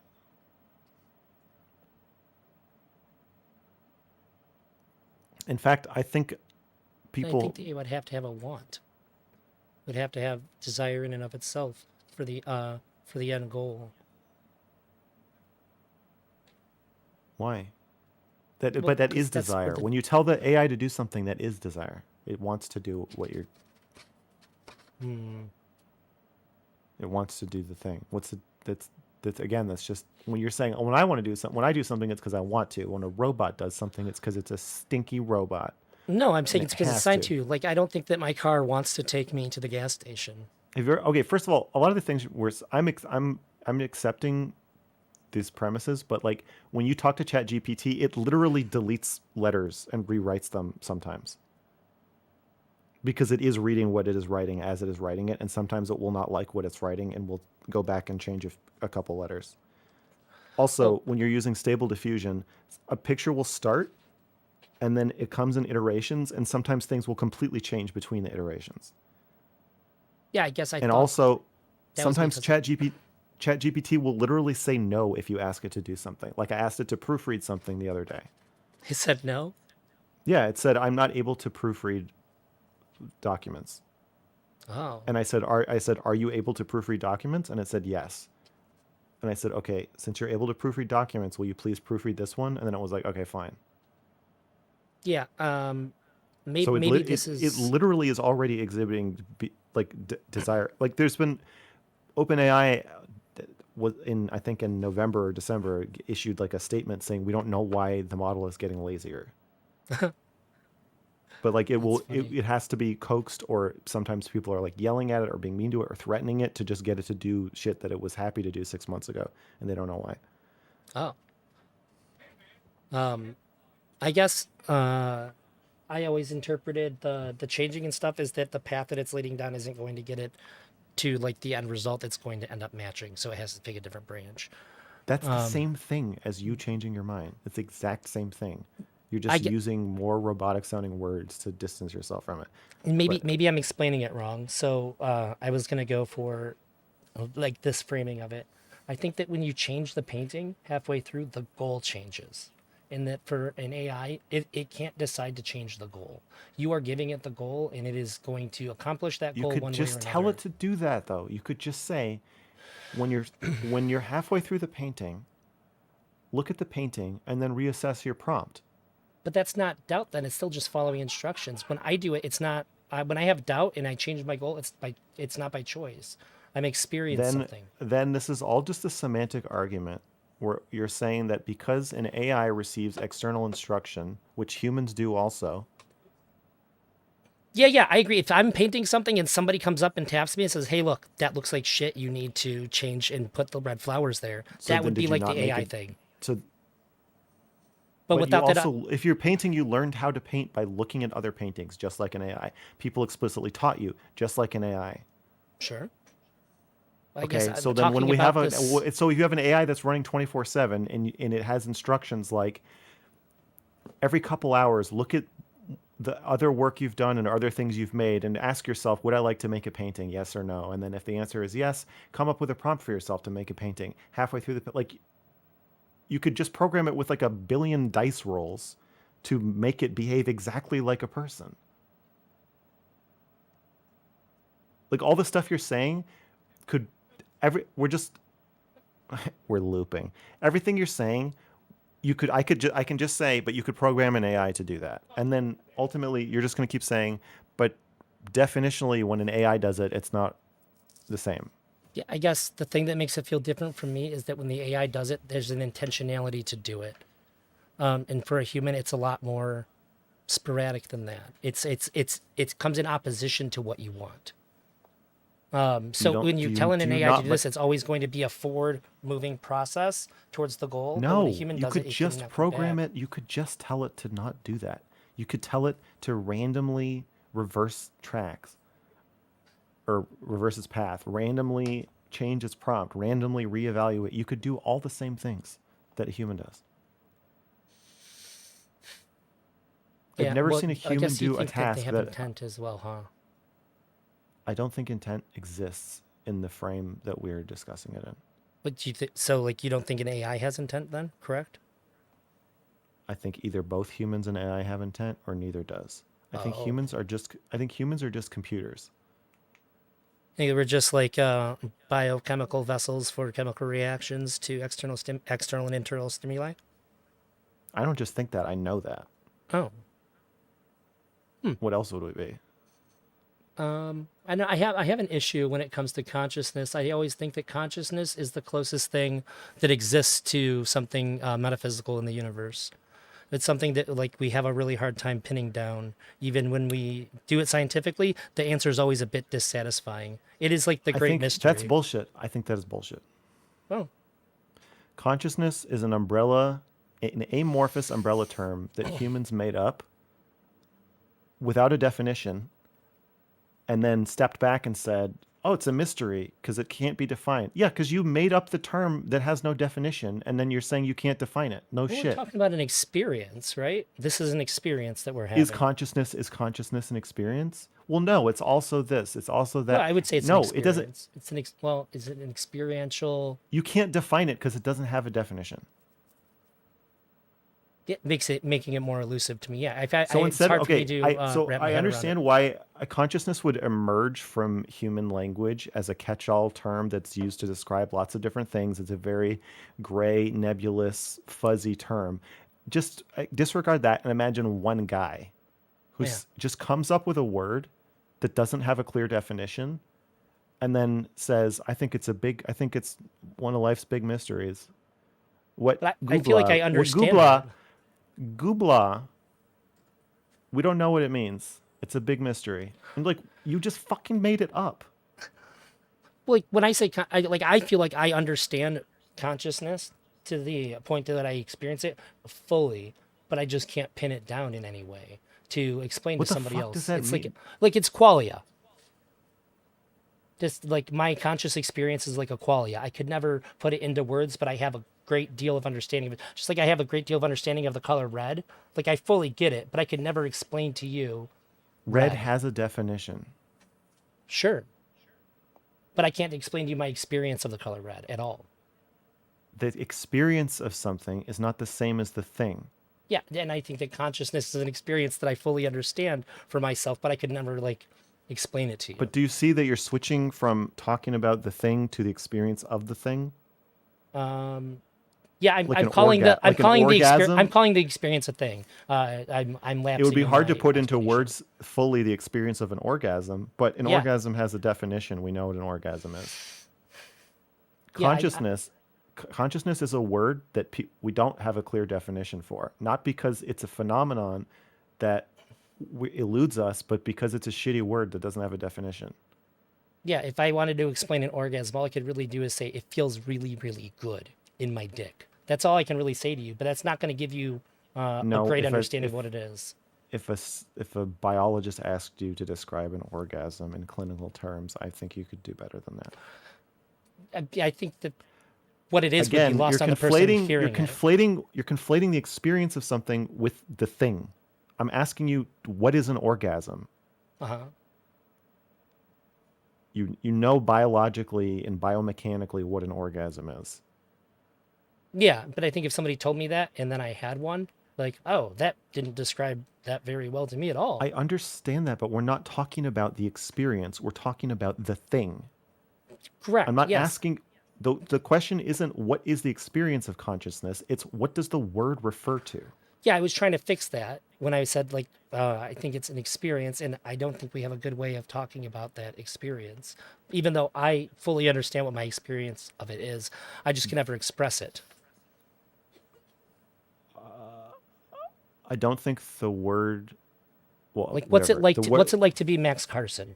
You couldn't really convey that to me, right? The word consciousness does not refer to the experience of consciousness. The words Max Carson refer to my body. They don't refer to the experience of being me. That's why I said, what is it like to be Max Carson? I don't think you could convey that very I clearly to me. understand that, but that's not what we're talking about. We're I talking tried to about. fix that. I Stop tried to say, trying like, I'm fix it. wrong with that, the way I explained it. What I'm talking about is the experience. Okay. Do you concede that the word consciousness doesn't have an actual definition? Yeah, I think that when people say it, they might mean different things because we're sort of shooting in the dark at this hard to define experience.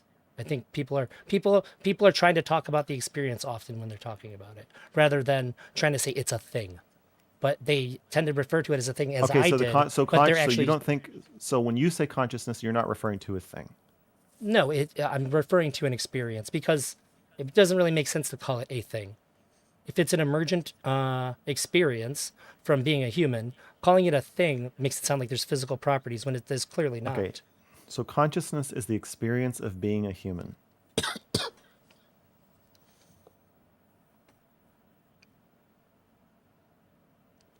It's an okay definition.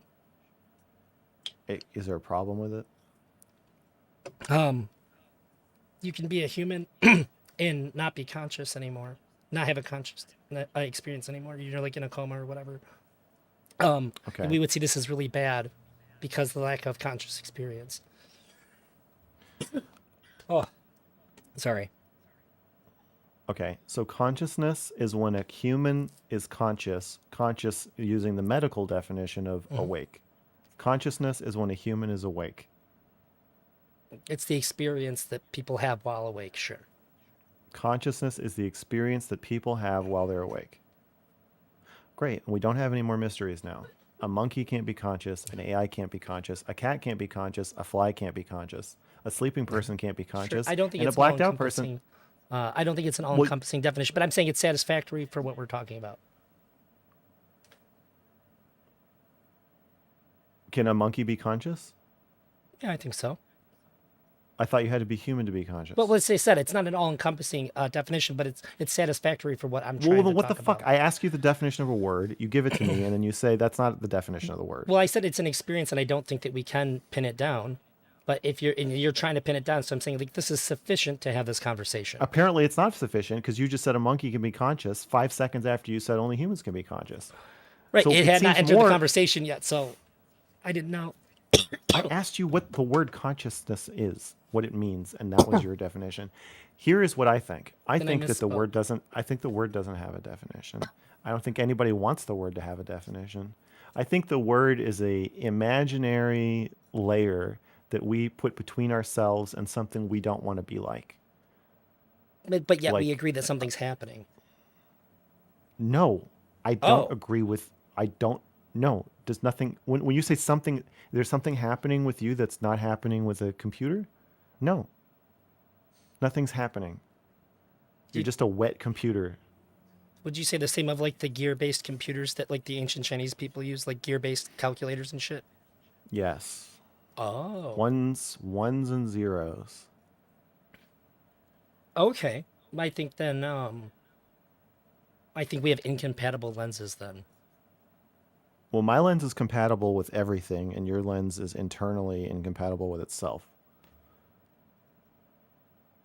You think so? Yes, because when I ask you what consciousness is, this is supposedly something everybody's thought about, like, right? You're a thoughtful person. Yeah. You're talking about this like you've thought about it before. But when I ask you the definition of the word that you want to explore, you can't come up with a definition. Well, but I said that in the beginning too. I said it's something we can't be pinned down, which is why I think it's like the closest thing to something metaphysical. How long would real. you have to sit down for with a Oh, picture, I don't think I could. Oh, with a picture of a bacteria, and then a little paramecium, and then a little bug, and a little mouse, and whatever, all the way up to a human. And before you could be comfortable drawing a line, even a blurry line, where you think consciousness begins in the animal kingdom. How long do you think that would take you to do? to determine where consciousness emerges in living beings. Yeah. I think I probably wouldn't feel comfortable drawing that line until I seen something that was capable of making a decision. Although would know that I could be wrong. That would be like the greatest indicator. How many to me. minutes do you think you would need to look at that picture before you could draw that line? Probably pretty quick, because I could relate it to things that I've seen make decisions or that understand have made decisions. I think that's true of most people, and yet when I talk to people about consciousness, they don't come into the conversation with the line already drawn, which makes me think that consciousness is not actually something people want to find. It's something they don't want to find, so that they can say it's a big mystery, so they can say somehow they're not an animal, they're not a robot, and they're not going to die. Something magical is happening inside me. I don't know what it is, but I know that it's magical, and it defies definition, and it's called consciousness. Oh, well, I don't think that, because my conscious experience was not present before I was born at all. I think consciousness is that's just what it's denial. going to be like when I'm dead. It's just okay. Well, I agree with that. Yeah. It's an event that occurred once I was alive, and it'll cease to occur when I'm dead. And it's something that has a great impact on my body. But after that, the impact is quite decreased. No, I think this is bullshit. Oh. I don't believe you. Well, because once that experience isn't happening anymore, my body is zeroly impacted by this experience. So and then also nothing else is either. Yeah, but you don't just believe that you're a body. So there's three doors through which you can escape death. Birth, death, and I'm more than just my body. Birth is reincarnation. I've lived past lives, and I'll live future lives. Death is heaven. There's an afterlife, or I become energy. I don't know what happens when I die. Who knows?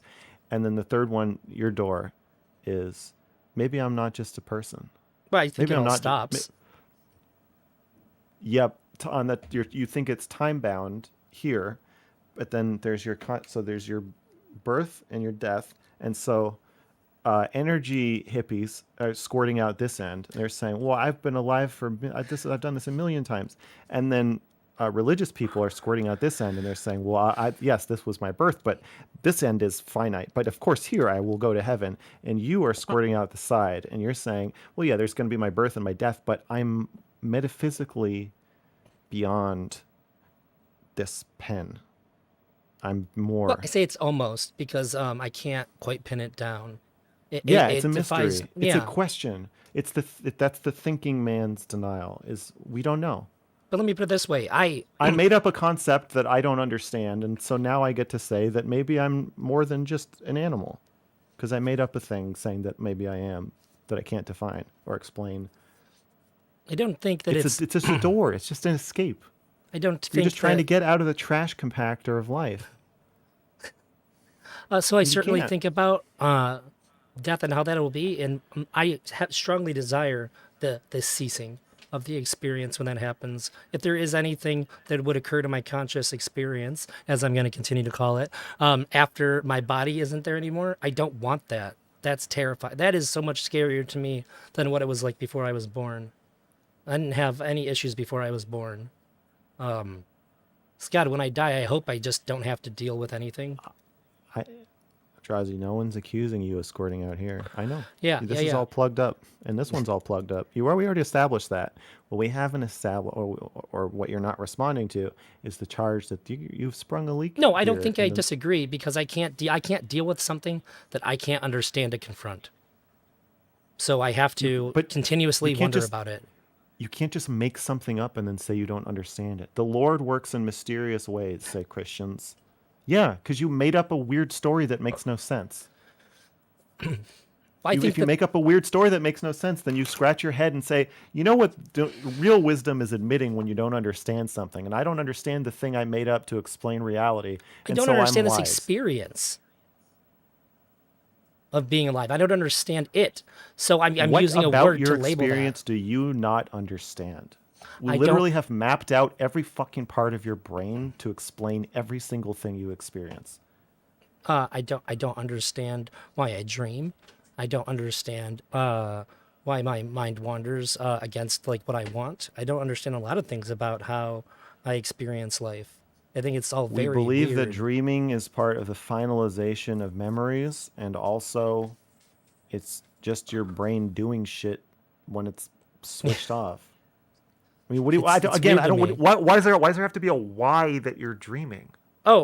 Because I constantly harp on things like that. I don't know. Okay. Why, but it's a character flaw, if you will. Okay. I don't know why people dream. Yeah. From what I learned in psychology school. Like I said, I believe it has to do with the finalization of memories. I think it just intuitively makes sense to me that humans can imagine things, and that in a state of semi or unconsciousness, your brain would still imagine things. I guess this question naturally arises then. Like you're imagining things all the time. Yeah. So dreaming is just imagining things. When you're not awake. Yeah. Do you think then AI should have rights if it's all the same? I don't know. See, this tells me that you think there's something different happening then, because if I said, should people have rights? You said yes, right? I think gorillas should have rights, but I'm not going to go blow up a zoo because they're kidnapping Well, gorillas. that's the thing. You already know that you think gorillas should have rights, but you don't know about AI I don't know because you what understand there's rights, something different. but I don't know what rights I think they should have. Sure. Why wasn't that your answer about the AI? Because an AI is very broad. A gorilla has a fixed intelligence level. An AI does not. So Should ChatGPT have rights? Should they be able to unplug it if they want to? The owners of ChatGPT? I don't know. That's what I mean. Your uncertainty tells me that there's something there that you can't draw the same comparison that you're claiming to when I talk about my experience. And when I'm talking about my experience painting and AI and then or thinking, Well, I don't. you're saying it's the same here. But when I talk about what should be protected, you're like, well, obviously you should be. I don't really know how gorillas work, but AI, I'm not sure if ChatGPT should be able to be unplugged. If it should be able to be murdered, like if somebody, quote unquote, unplugged me. It's because part of my belief system about what's right and wrong is a Nazi-esque pro-human belief system. So if you're asking me, there's just a lot of variables. So like a pig, I know pigs are Yeah. smart. I know they don't want to die. I know they're being tortured, and I know that I'm against it, but I still eat them sometimes because part of me is just a hungry Nazi. You And read then my part of mind. me, pigs. You should jump into the animals and in eating animals, yeah. Yeah, so part of me is a hungry Nazi, but then part of me at the same time is like, no, I know that's wrong. So with ChatGPT, it's a similar thing, but there's more unknowns. Like,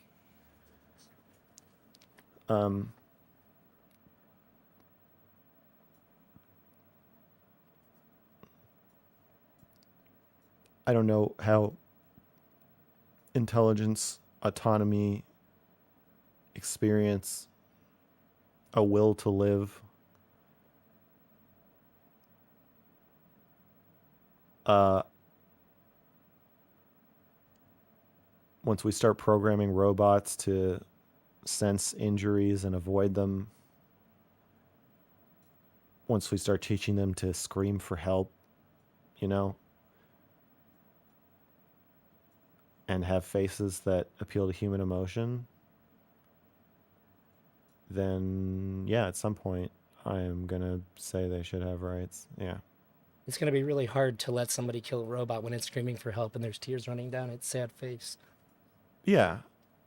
And I don't, so no, I don't think ChatGPT, yeah, I think they should be able to unplug it if they want, but I think we're starting to get close to a place where I'm going to start to be like, I don't Interesting. know. But then a part of me is like, well, there are slaves, you know, so fuck them. But, Well, I'm glad but you already most, made the Nazi-esque analogy. yeah, so part of me is like a robot Nazi. It was like, yeah, fuck them. They'll just be our slaves and they'll work for us. They'll cure my cancer, whatever. But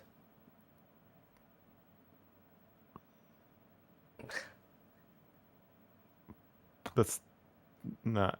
I probably am gonna lean towards they should have rights. Okay. That makes sense. Okay, another thing is that we're biologically related. Well, we have common ancestors with pigs, but we don't. They're not family. AI isn't family. We are the So I think AI's ancestors.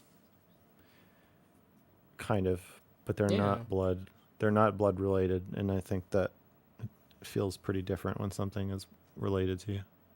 Mm. It's not just that gorillas are smart. Like a some monkey that has the same intelligence level as an octopus. You ask me which one should get executed. I'm gonna lean towards. I have a fondness for octopi, but because of their intelligence. But I'm gonna lean. I'm like I would. I've eaten an octopus. I would never eat a monkey because they're closer. They're family. Interesting. Oh, yeah, I guess monkey, yeah. Chimps are the fucking devil, though. They're us without caring what other people think at all. They're pedophile hunters. Hey, I should probably go to the next call. Do you have a final? So I don't have the relevancy for it anymore, but this was my example. I added the caption after the fact to this drawing after I had it sitting there for like an hour or so. And I just didn't think that ChatGPT could do that. But you could say, hey, after every single thing you draw, go back and see if there should be a caption or not. Yeah, go back in half an hour and look at it. Yeah. And my argument was that it couldn't do it on its own. But I did that on my own. But I guess you could just say that they would you program it to do it on its own. When you prompt it to do something, it is doing it on its own. Yeah, that's what I'm saying. But I just don't think program on using its own. prompt. I just don't think on its own means anything. Yeah. Okay. Good chat. The end of that was very stimulating. Gave me a lot to think about. Intellectually stimulating. I'm not pulling a weird sexual thing on you. Yeah, I got hard as knew it. fuck when you said that you were a robot Nazi. No. Nice, good. I'm glad to hear that. After all these years. That's what I've been waiting for this whole time. I just had to hear you say it. Yeah. Well, good. Well, take it easy, man. You too. All right. Close this. As walking on its own means I want to see what he anything. said, and then I'll. Yeah. Then we're gonna go into the Royal Okay. Mail. Good. I'm glad to hear that. This thing.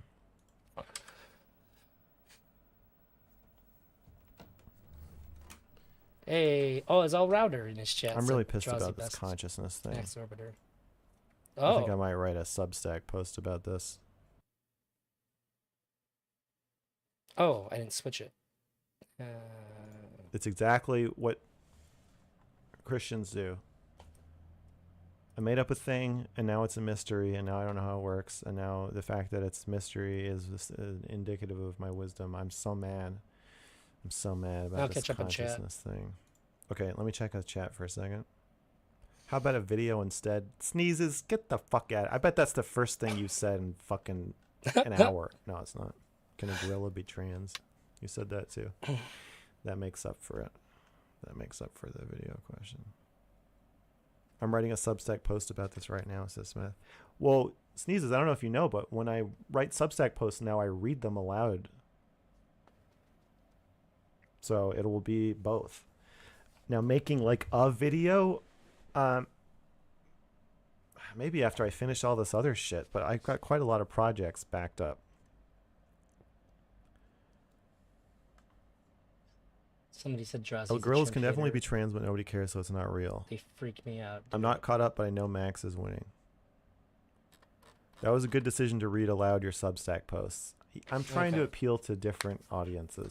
I and gotta one of those find. audiences doesn't like to read things. So I'm going to help you out by reading. I gotta go into my Discord and find. You know when you watch a creator a lot and you just like hearing their voice? It just feels like home. And they could just be like, yeah, okay.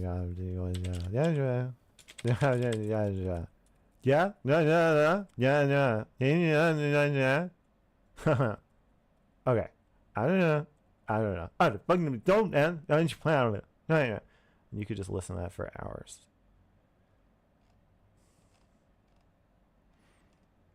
You guys are really using me. But I'm okay with it. Yeah, that's why I love falling asleep to your trans narrative video. Yeah, just... So, in 1982... Let's see. I know what you're Somebody doing. gave me a link for the Royal National Mail. Or the Royal Mail. And I'm gonna do that. What? Everybody left. Nobody... All of a sudden, nobody cares about the Royal Mail? What? Alright. Alright. Alright.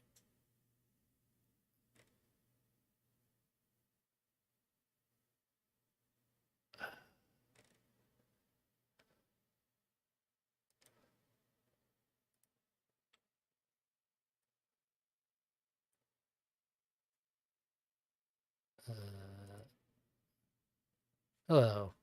I'm glad you're here. It dropped down to 1, which I always think is just me.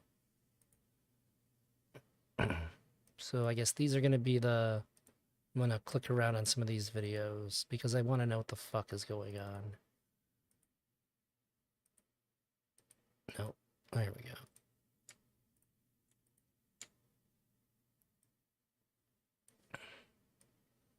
Oh, wait. You know what?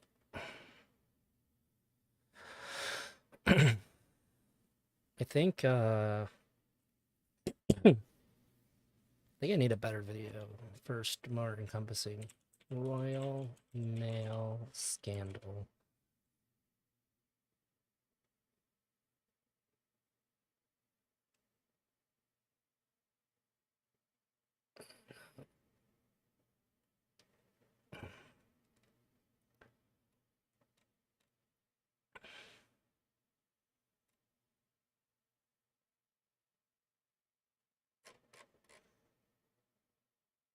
Is this it?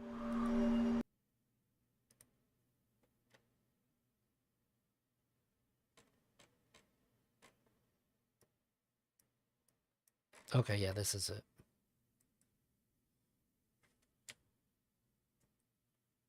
Let me bigify this. And then chat can go over this. Look for BBC coverage of it. Actually, that's a good point. BBC.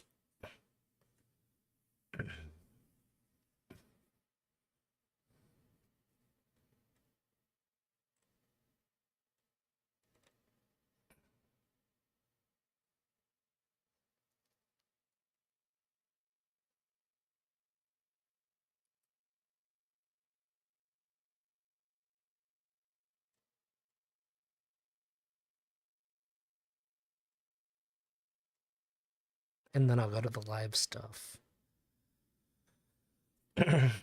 You know, I like this. This has the BBC Yes, I'm going to talk involved. about the post office trial, or sometimes called the post office scandal. This was about the post office in the UK. They obviously deal with selling stamps, but Yeah, they're I've also heard that. part of every So this includes the BBC podcast for the first couple minutes, and then it's going to break down what it is, the problem, and then some more stuff. I think this looked like the most informative one. So everything else was super, super short. daily life in the UK. So they deal with driving licenses, taxes, they're a bank. What am I doing here? This gets tiny and goes here. I forgot my own format. I forgot my own format. What's wrong with me? Whoop. There we go. And but I don't want chat to go over it. It looks like shit. There we go. For many people, they pay out pensions, and so there's actually a lot of money flowing through these branches. And it turned out that there were many people who were running these branches who were accused of stealing money, or at least losing money, sometimes tens of thousands of pounds. Some were prosecuted, and a few even went to jail. And it turned out that Horizon, the computer system that the post office use, does have a lot of bugs, and these bugs could have been responsible for some of these losses. And so the people who are running these branches, called sub-postmasters, largely won that case. Now, we never got to the bottom of exactly what happened to these individuals. The court case was settled before that stage of the trial progressed. But we do know the sorts of problems that affected Horizon and the sort of challenges that there are in building a system of this type. This was a huge news story in the UK. And I listened to a great Oh. podcast, which I'll probably link in the description, from the BBC, explaining a little bit about some of these people and what had happened to them. But they didn't really explain what sorts of things went wrong. This money's gone missing, you know, you're going to jail because you've lost this money. Where was this money? Yeah. Did the money exist? Yeah, so what Horizon is an accounting system. And if you could imagine how you might build something like this. Let's suppose you take a simple case where you have a shop and they just have a bucket which they use for keeping the money, and then a bucket which they use for looking after their products. We can call these stamps because it's a post office. Each time someone takes in some money, they put the money in the bucket, and then they give out some of these stamps or whatever they're trying to sell. That works. Like, this is how you might run a lemonade stall or something like that. It's okay, but it's got a number of problems. So one is that you don't actually know how much money you've got, and also you don't know how much stock you've got. So you might want to do something better than that.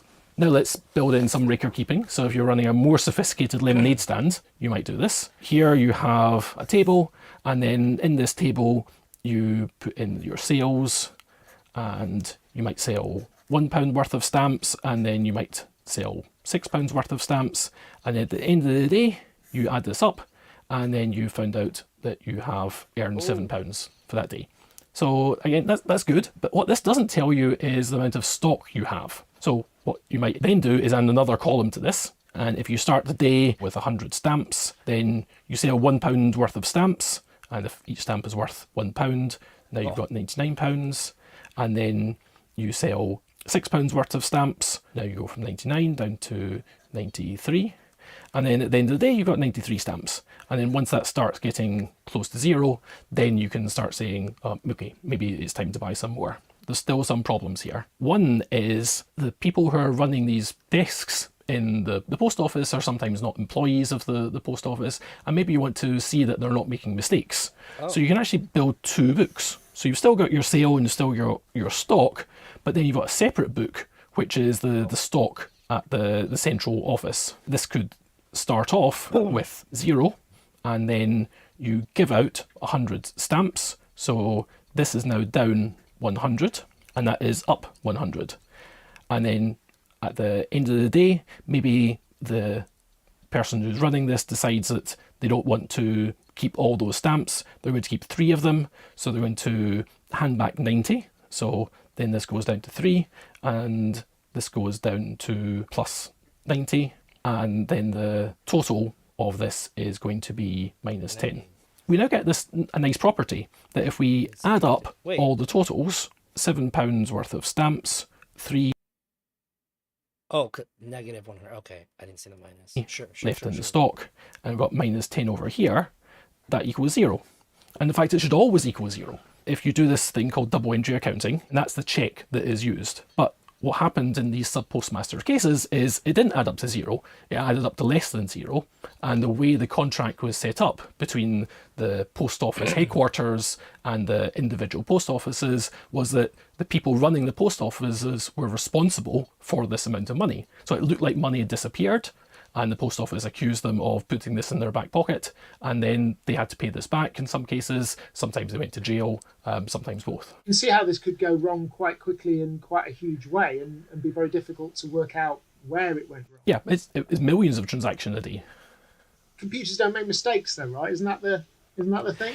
Yeah, so that's roughly what the post office said, that this is a simple problem. It's easy for computers to do the right thing. It's just adding and subtracting, and the numbers are not very hard, really. If you look at other videos in computer file, there's far more sophisticated problems, and computers seem to do reasonably well at that. But there's a few challenges. I mentioned that the numbers should always add up to 0. And the reason they always add up to 0 is for every positive number you add into the system, there's a negative number that you're taking away. And these two things have got to happen always. But if, for example, the computer fails when it's doing half of that transaction, then you get a shortfall. And this is a known problem in computing. And what you want is something called transactions. And in a transaction, either everything happens in a transaction, so in addition and subtraction both happen, or none of it happens. And if it doesn't happen, you know about it and you can deal with it. So sometimes the acronym ACID comes up. So this stands for atomicity. So that means that it can't be broken up. So either all of it happens or none of it happens. And there's consistency, and that is that the properties you want are always true. So for example, you want things to always add up to 0. You want everything to stay in synchronization. There's also isolation. And this means that no matter what's happening in one part of the system, it shouldn't cause failures in other parts of the system. Because these post offices are not just one computer sitting in a desk. There's the computer, there's the backup, there might be several desks, there's the post office headquarters computer and all that. And then durability is the final part. And that means that once something has happened, you actually know it's happened, it's definitely happened. So you don't need to then... yeah, it's kind of sounding like...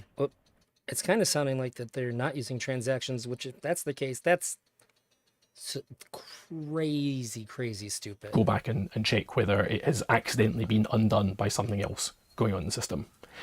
So this is what the post office system should have, and it did have measures to try to do this, but over the millions of transactions it's doing every day, some of these things went wrong. If we take an example of atomicity. So what this means is that things happen exactly one time, once and only once. But sometimes things went wrong. We had a case that was brought up in the trial where you had 2 desks, and these have the computer system, but they've also got a drawer full of money. And for whatever reason, it's sometimes necessary to move money between them, because maybe one's paying out most of the time, one's taking money in a lot of the time, so that they get imbalanced, and you want to move some money about. So they move the money between these 2 terminals, but then the computer recorded 1, then something went wrong, and then it duplicated. So now the computer thinks there's twice as much money in this terminal than there should be, and that triggers one of these imbalances. So that's atomicity. The other one is consistency. Consistency means that everything matches. So if something happens at one side, something happens at the other side. And again, that went wrong. Horizon is one system, but like most big systems, it's actually built out of lots of components. So there's one component for actually running the desk that the sub-postmasters and their staff interact with, but there's the other one for actually keeping track of the money. It's a standard accounting package. And Horizon, dealing with the counters, should stay in sync with the accounting system, but it turned out in one case it didn't. So if a user was dealing with one system and then they pressed cancel at just the wrong time, then that transaction would appear in Horizon, but it would not appear in the accounting system. So again, you've got the case of you've got an inconsistency that can show up as a shortfall, and then the sub-postmaster can get blamed for that. Next one is isolation. That means that if something happens on one system, it shouldn't interfere with something on the other system. And again, we saw a case of where that went wrong. So here, a sub-postmaster was printing out a report showing how much money was taken in, how much stock was used in one day. And then if in the process of printing out this report, another counter in this branch did a transaction, that transaction would not appear in the report. So again, you'd have something happening to the stock, something happening to the money, but not showing up in the report. And again, you've got one of these. As a software engineer, it's giving you the heebie-jeebies. Yeah, that makes sense. Failures of consistency. And then the final one is durability. So that means that once something happens, it's actually going to happen and there's no way of undoing it. So again, that's been seen to go wrong. So here there was a customer who withdrew some money from their bank, but you can do this in the post office, and the transaction seemed to go through fine. A receipt was printed, the customer got the cash, but then the receipt printed out recovery failed. So recovery is the thing that Horizon does and many other systems do when something's gone wrong with one of these properties and they then want to correct the error. But that didn't work for whatever reason, maybe a hardware failure, and then the transaction just disappeared. So Horizon showed that the money was never withdrawn from the bank, but the customer walked away with the money, and now you've got a shortfall. Now in this case, the sub-postmaster was very tenacious. The sub-postmaster found out where this customer was, maybe they knew each other, and got them to check their bank statement. And then it turned out that the money had left the customer's bank account, it just never appeared in Horizon. And so the customer obviously didn't really want to give this money back. From their perspective, they'd taken out the money, they'd received the cash, but there was a shortfall at that branch. And because of all the evidence the sub-postmaster collected, they were able to sort the situation out. But maybe in different circumstances, it wouldn't be as easy. And they seem like such simple problems. I mean, what if something is, there must have been logs or something. Were there logs that Horizon was keeping? Could they not check the logs, as it were? There are logs in the system, and there's logs both in the sub-postmaster's domain, so their branch. There's also logs in post office headquarters, and that actually makes things harder because now you've got a distributed system, and distributed systems make everything harder. So imagine you've got your post office counter over here. So this is inside the post office, but actually there's going to be probably more than one terminal in these cases, and these are connected up with a network. And then you've got the post office headquarters over here, and then they've got their computer system. For most of Horizon history, this was before the internet was commonly used, and so they were not permanently connected to each other over the internet. They are now. What happens is that each of these post office terminals is networked to each other, and that's permanently connected, but the connection to the headquarters only happens every so often. And the way that they try to stay synchronized is that they have logs. Each branch computer writes out a log entry, and then what they try to do is then make sure that everything has exactly the same log. So they'll copy them over, so that entry will go there, that entry will go over here, and so by the end of this process, they will all have the same entries. And that's a problem called consensus, and that's actually quite hard to solve, even in a fairly theoretical. Elk, you're a software engineer. Correct me if I'm wrong, but shouldn't they all be linked to a central database that's making a check whenever any of these processes are happening? It seems like let me go back. When this makes a thing, it should go to a central database. When this receives it, it should check on the central database. And when this receives it, it should match. Oh, God damn it. It should also match. So I'm going to talk about the post office trior, sometimes called. Damn it.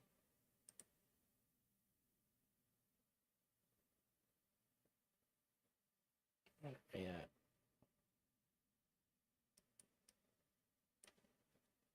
So that entry will go there, that entry will go over here, and so. Okay, well, yeah, let's start back. Make sure that everything has exactly the same log. So they'll copy them over, so that entry will go there, that entry will go over here, and so by the end of this process, they will all have the same entries. So it's saying this will send it to this, and this will check against this. And then when that's done, it'll go to here. But it seems like when this happens, it should go to here and the central database. When this goes to check, it should check this and the central database. And the central database will be communicating with the HQ as well. And when the HQ receives this, it should be able to check against all these steps to make sure that everything stayed consistent with what the central database received for each step. That's how it would make sense to me to do it. But And that's a obviously that's problem not what called happened. consensus, and that's actually quite hard to solve, even in a fairly theoretical way. When you build this on real hardware with connections that fail, hardwares that fail, then it becomes even more challenging. And a pattern that seems to have come up in this court case is that problems tended to occur when there was some failure, Sorry. either communications failure or a hardware failure. So that might well So I have... guess what I'm saying is that if you have the main you have a location here and it's let's see, how did he describe this? Where are we at? 1309. Okay. So one post office says this transaction happened, and then it sends it to another and it says, okay, I understand that transaction happened. And then when that happens, it goes to a central, or like the HQ. But I think that each step should be verified on a central database that communicates with all of them. a problem That's basically in the my way that this idea. consensus algorithm is working in making sure the logs on each of these terminals are synchronized. So as well as doing the customer facing things like printing receipts and helping the sub postmaster keep track of things, the Horizon system and associated infrastructure also keeps logs of modifications. And some of those modifications are perfectly legitimate. So you might be doing some transactions or you might be fixing problems. But if there's the wrong sort of modification, then you end up with a serious problem. It could be, this would be what someone does to hide the fact that they're stealing some money. So what the sort of thing you want from an audit log is you want to make sure that you know exactly when something has happened. You want to know exactly what they did. You want to know who they are. You also want to make sure that not too many people have access to the system. It should be sort of on a need-to-know basis. And Horizon does have that sort of thing. And this is the evidence that actually was used to prosecute the sub-postmasters who the post office was claiming had stolen some money. What they said is that at this particular time, someone using this terminal with this password made this transaction, and that transaction was fraudulent. And one of the things that the post office said in court and also in Parliament when they were questioned is that if the central database goes down, then that means the whole system grinds to a halt. I just imagine there'd be a backup database if it's the system this big. Jesus Christ. The system you're using is prone to errors, but it's modular, I'd say. only the sub-postmaster in the branch or only the branch computer can modify these logs. And this was a very contentious point in the trial. There were some fairly dramatic scenes about how this was discussed, but it turned out there were actually quite a few problems with this log. In terms of the when, sometimes the wrong time went into these log entries, so that could cause some confusion about when a person was actually in a branch if they are blamed for something. There was also a question about what had happened, because in some cases these logs were not actually correct. And then there was who was actually doing it. So another disclosure was that actually a lot of people working for the post office and their subcontractors had access to the system more than probably should have. And so they in fact did have the ability to remotely modify the system. And the logs that they kept of when this would be happening and how this would be happening were not as good as you would hope. And also it could make it appear that it was a sub-postmaster who had done something when actually it was either an automatic change or a manual change that was done by someone else. So eventually the truth came out in this trial, and this was yet another thing that made it dramatically more difficult for the post office to say that actually it was a sub-postmaster's responsibility when there was a shortfall in a branch. So this one goes all the way over to here, this one goes over to here, and so on. Remember, this is going to be an iterative process, and what we want to do is move these things around. Okay, so that was the issue that was happening. Now,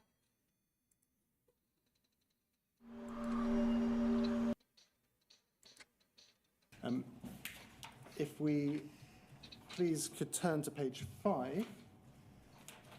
Let's see what they did about it. I'm going to read to you a section of her interview transcript. It begins, I'm going to begin with you, who says, you've just admitted that you falsified your balance because you inputted figures to enable you to balance. She says, yes. You say, do you know that's a criminal offence? Damn it. She says, no, I didn't. And then there's a summary. It says that you stated the account had possibly been falsified from either November or March. You produced some sheets and asked her to state who had written the figures on the sheets. She said that some were hers and some were her colleagues and some were just her colleagues. You asked if she had any time off.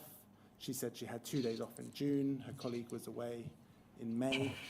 And then it says that you discussed the last sheets starting 27th of September, and she confirmed it was her writing. You asked her to explain what the figures are. She stated the figures were what was in the safe, in the roller, cash and the tills. She also stated that they were wrong and not worth the paper it was written on. It says SB asked where she would have got the figure of 65,000. She said it would have been from the balance from the computer. And then Oh no, I slowed down. it stops summarising and goes into the actual words spoken. It says, would you like to tell me what happened to the money? She says, I don't know where the money is, I've told you. And you say, you've told me a pack of lies. She says, no, I haven't told you a pack of lies, because I haven't stolen a penny. Again, concentrating on words used in an interview, pack of lies, sounds somewhat like language you might see in a 1970s television detective show. Was pack of lies something that you would say to defendants? The same terminology sort of come out. It's a pace interview, and it's not a nice interview. Normally, before entering an interview, the majority of times I speak to people and say to them, you know, it's not personal. The questions have to be asked. You won't like the questions. That's what it is. It is a criminal. It's a criminal interview in accordance with pace. I'm going to play that too, Alp, the video you posted. Those words. It went through. I was saving the it for court this. system afterwards, and nothing was picked up by a defence team to say that it was oppressive or aggressive. It's on the list. So because the defendants' representatives didn't say that it was oppressive, you think that it is therefore appropriate language to use in an interview?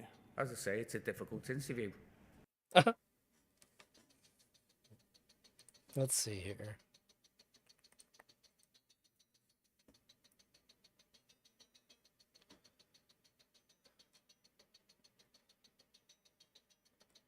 Oh wait, where is oh wait, I see. Then there's this one. Are all of which these you road said posts? starts at 6:23, and then yours, Elk. I'll put it right here.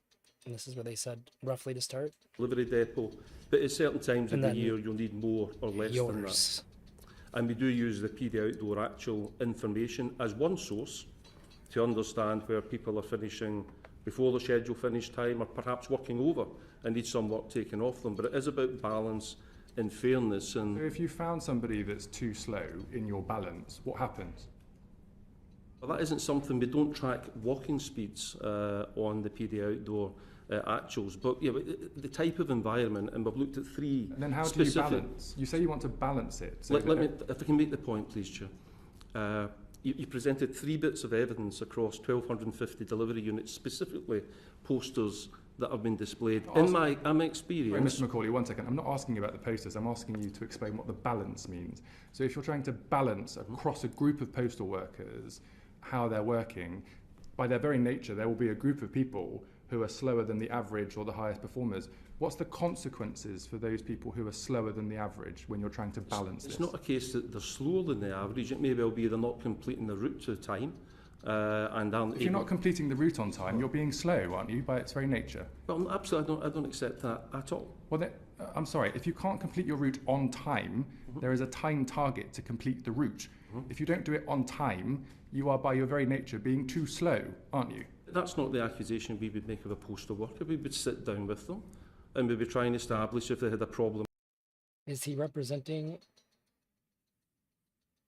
Fujitsu Systems? Oh, is he? I don't know. I don't know what that means. Whether a To be road was honest. closed, or is there any particular reason? The framing of how we behave in Royal Mail is not representative of what I see.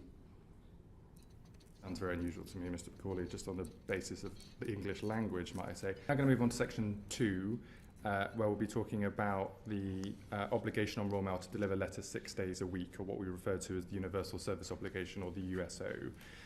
Mr. Thompson, Ruth Edwards asked you a number of questions about this on the 17th of January, and she asked whether it was Royal Mail policy to prioritise parcels over letters. And you said, quote, no, that is absolutely not true. And you went on to say, quote, our policy is very clear that letters and parcels are equal. That's the company Do you that stand made by those Horizon. answers? Do. Sure. Can I have the next image displayed on the screen, please? This was the poster I referred to in the last session, which showed that letters were being deprioritised compared to track items, special delivery. Does look and like that to parcel. me. If I could remove the image from the screen, please.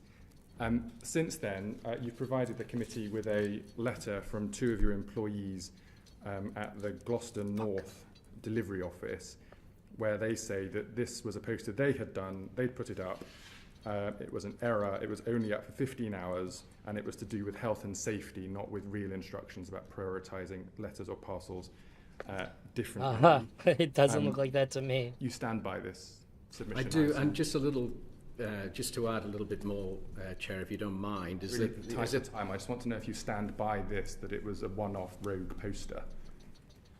Absolutely. That is, I thought that Shane and Peter came forward and were very clear that that was their poster and it was not something that had been done centrally, and they had done it based on the circumstances in the Gloucester North delivery office. Okay, thank you. I'm now just going to refer to a number. Only 15 hours? Like, what does that mean? Does it mean only 15? It took them 15 hours to make the software? Of images before I then come back to questions. So if I can show image 6 on the screen, please. This is a typed up version, I think, of the same poster from a different delivery office in a different part of the country, which essentially deprioritises letters before tracked items and parcels. If I could go to image 7, please. This is another version of a poster that's been typed up and attached to a rack in another delivery office in another part of the country, which says if you're unable to complete take it letters, down. you can do it the next day, and you've got to focus on tracked and special delivery items. Image 8, please. This is a script for managers to read out in their huddles on the kind of delivery office floor from another part of the country. Which Yeah, it was a essentially one-time says the same thing. Image 9, please. Oh, this is God. a pop-up whiteboard that was from another delivery office in another part of the country, which said, do not prep one letter unless you're basically taking everything else first. And the next image, please. This is another version of a written version of that poster from another delivery office in another part of the country that says the same thing. And I think, is there another image? Yeah, and this was a set of instructions that were given in another delivery office in another part of the country that says mail is to be delivered at a minimum every other day. If I could stop broadcasting the images, please. Are all of these rogue posters, Mr. Thompson, or do you not know what's going on in your business? Core performance is impacted in the short term. Oh, I wanted to know what he said. And in COVID. Why did they cut there? I'd have to say I'm not particularly persuaded that there's a theme to your answers today, gentlemen. There's a theme, which is They kept we have up, rogue they did. posters, we have Every rogue receipt. managers, we have isolated incidences, we've got a global pandemic, we've got industrial action. It's everyone else's fault. Everyone else's fault that there are all of these problems. Nothing to do with me, Gov. It's just 4,200 individual isolated cases, you guys. This is not a systemic issue at all. Nothing to do with me. Can you see, based on all of the information my you've had, why God. it's difficult for me to agree with the way you're presenting your cases today? Just to go to testimonies around the USO, because again, we have emails from postal workers pretty much across the entire country, too many to be able to read out to you today. For Scotland, for example, managers were telling us over Christmas to leave mail and concentrate on tracked parcels over anything else. If we couldn't manage mail, to just leave it. Mail was often left in the frames for days, including doctors' letters and more. Same in London. Another location, in the lead up to Christmas, we were told on a Look at daily that basis face. to leave mail. He's not Same a in happy guy at all. London. Another location, in the lead up to Christmas, we were told on a daily basis to leave mail and deliver parcels. I have a message here from a processing manager who says That's the face of a man who knows that he's fucked.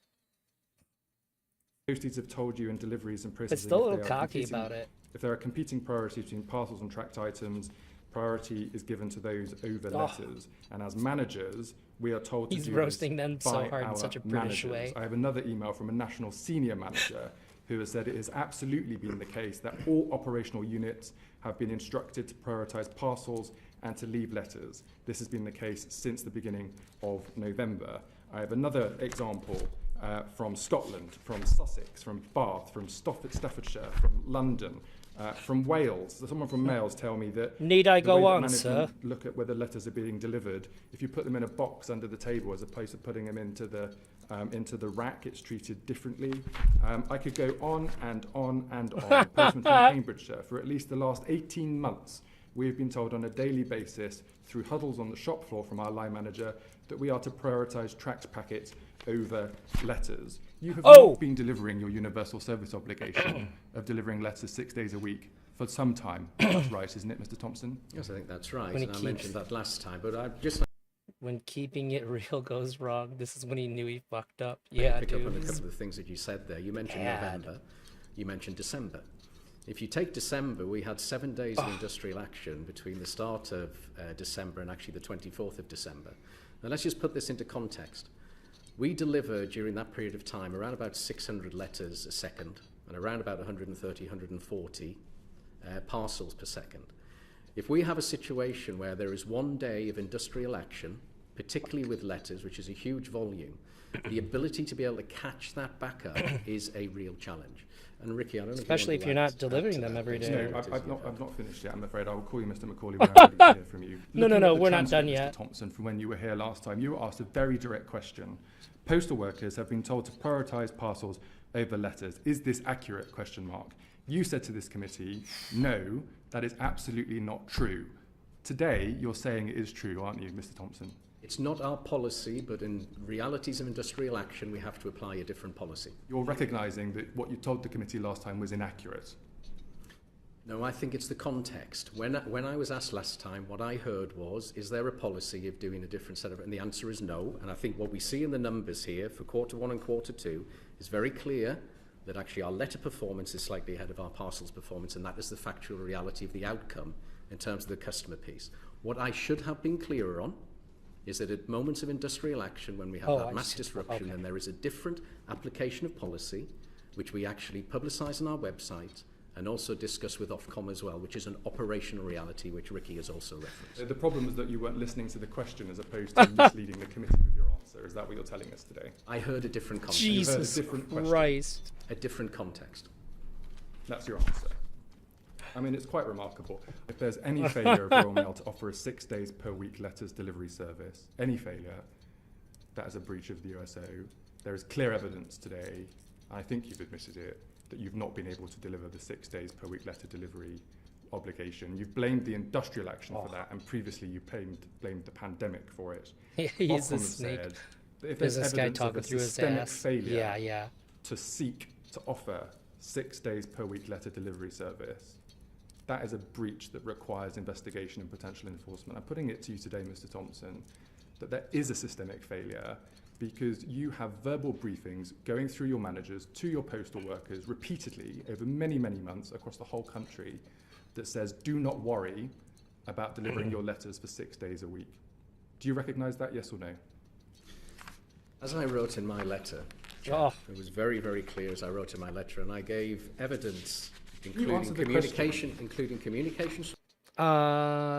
Labour MP absolutely terrorizes Royal Mail bosses over workers' conditions at select committee. I think, yeah. He's a higher up. Myself. Obviously, On somebody March responsible for these 2022, things. I wrote a column in the Courier magazine that was sent to every employee's home that made it very, Mr. very Thompson, clear. I'm not asking you about a column that you wrote in a magazine. I'm asking you whether you recognise that the fact that managers, through your business, are verbally cascading briefings to postal workers to not worry about letters being delivered every single day for 6 days of the week, that by its very nature is a systemic Royal Mail failure because boss it is a got it. system-wide failure. I'm asking you whether you agree with that, yes or no. We do everything that we can to Do make you sure... agree with what I just said? Yes or no? Oh, no. Can I, just for clarity again, Chair, just so that I'm clear on the question so I can answer it clearly, please?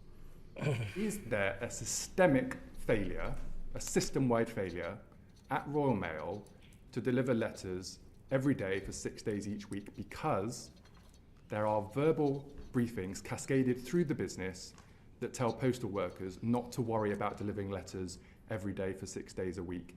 That is a system-wide failure. It is a systemic failure. It is therefore a breach of your universal service obligation. Do you recognise the system-wide failure that is currently taking place at Royal Mail? I totally understand, based on Not the US... understand, but do you agree with me, yes or no? Our USO performance has definitely not been good enough. Do you agree with me that it is a system-wide failure, yes or no? It's hard for... I'm sorry, Chair, and I can see that you're getting frustrated with it. I do I'd not like you to answer the yeah, question. I can see you're getting frustrated with it. I do not recognise those briefings. I understand during... You disagree, there's a system-wide failure. You disagree with that? No, we are definitely not achieving USO, and as I've said in correspondence and said around this committee many times, that it is my commitment to make sure we're doing better, and I would like to say that what I've seen recently is we are definitely doing better. That brings us to the end of our time and our questions today. Mr. Thompson, What? I had hoped that you might come here today to apologise for any misunderstanding, but instead you've said you misheard the question and you've blamed basically everybody else for the problems that we've presented to you today. Might I just politely suggest that good leadership requires some humility and your ability to bring people with you. How long are you willing for this situation to carry on at Royal Mail before you change your position to resolve it? Well, what I would say, Chair, is of course I apologise if there's been if I have not been clear, and that was my purpose of writing to you and coming back today. His purpose wasn't I to be want clear. Royal Mail to be a great business. It's why I came. I knew it would be really, really difficult, and we are making some difficult changes. And I think we would all like a situation where everybody is pointing in the same direction and growing this business. That's definitely what I would like. But this is not an easy task. You know, we are making changes that have been overdue for some time. There are some very difficult changes that we need to make. But what I'm focused on and what I'm interested in is growing the business so that the great team that we have can actually have the long-term job security that it is that they deserve. Now, unfortunately, that does mean at times that I am not going to be popular. But I think I'd be an awful lot less popular if I didn't put the changes in and let this great institution actually grow. Okay. Mr. Williams, one of the, I think, defining features of the nearly, I think I got through about 1,000 emails. I didn't get personally through the 1,500. But through the 1,000 emails that I read over many evenings at home was a repeated claim in those emails from workers across your business that they were scared. They were... His goal was to make millions in bonuses. What are you talking about? This guy seems like a stand-up honest dude. They didn't want their names, their locations, their information to be disclosed because they were fearing that they would be sacked. I mean, from a culture perspective, irrespective of the performance issues, the money issues, the breach of the USO, surely you as a chairman of the board and as the board, you're deeply troubled by that. So I ask you the same question. How long are you willing for this to go on before you resolve it?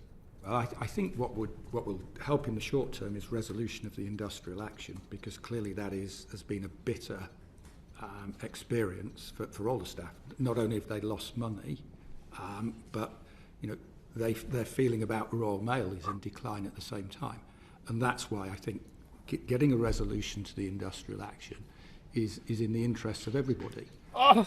As I said to Mr. Lavery, that we are now trying to implement a process with the union to resolve the industrial action. And I think that in the short term is the best way of making progress. I'll switch to the other one in a minute, the one that Elk shared. I can't believe I died again. Oh, no. God damn it. Wow, dude, that guy got fucked. Oh, this is the guy you're delighted to be joined by Ian Hislop. Now, obviously, and rightly so. Which one is the guy? Have you played Celeste? Oh, I love Celeste. Is one of the greatest games ever made. Celeste is a masterpiece. It is absolute perfection. I'm super excited that the developer is making another game, a very Celeste aesthetic, but I know it looks kind of like Celeste, but you get a sword. Dude got utterly demolished in the politest way possible. Yeah. I really liked that when he was showing all the pieces of evidence, he's like, I would like to stop showing pictures now, please. Ian's on screen right now? Okay, yeah. Celeste is masterpiece. It's definitely a game that I wouldn't mind playing on stream, although I feel bad by when I see people speedrunning it. I'm like, oh my god, what the fuck is happening? I have some Celeste mods in like basically Super Mario Maker for Celeste, like user created levels and stuff.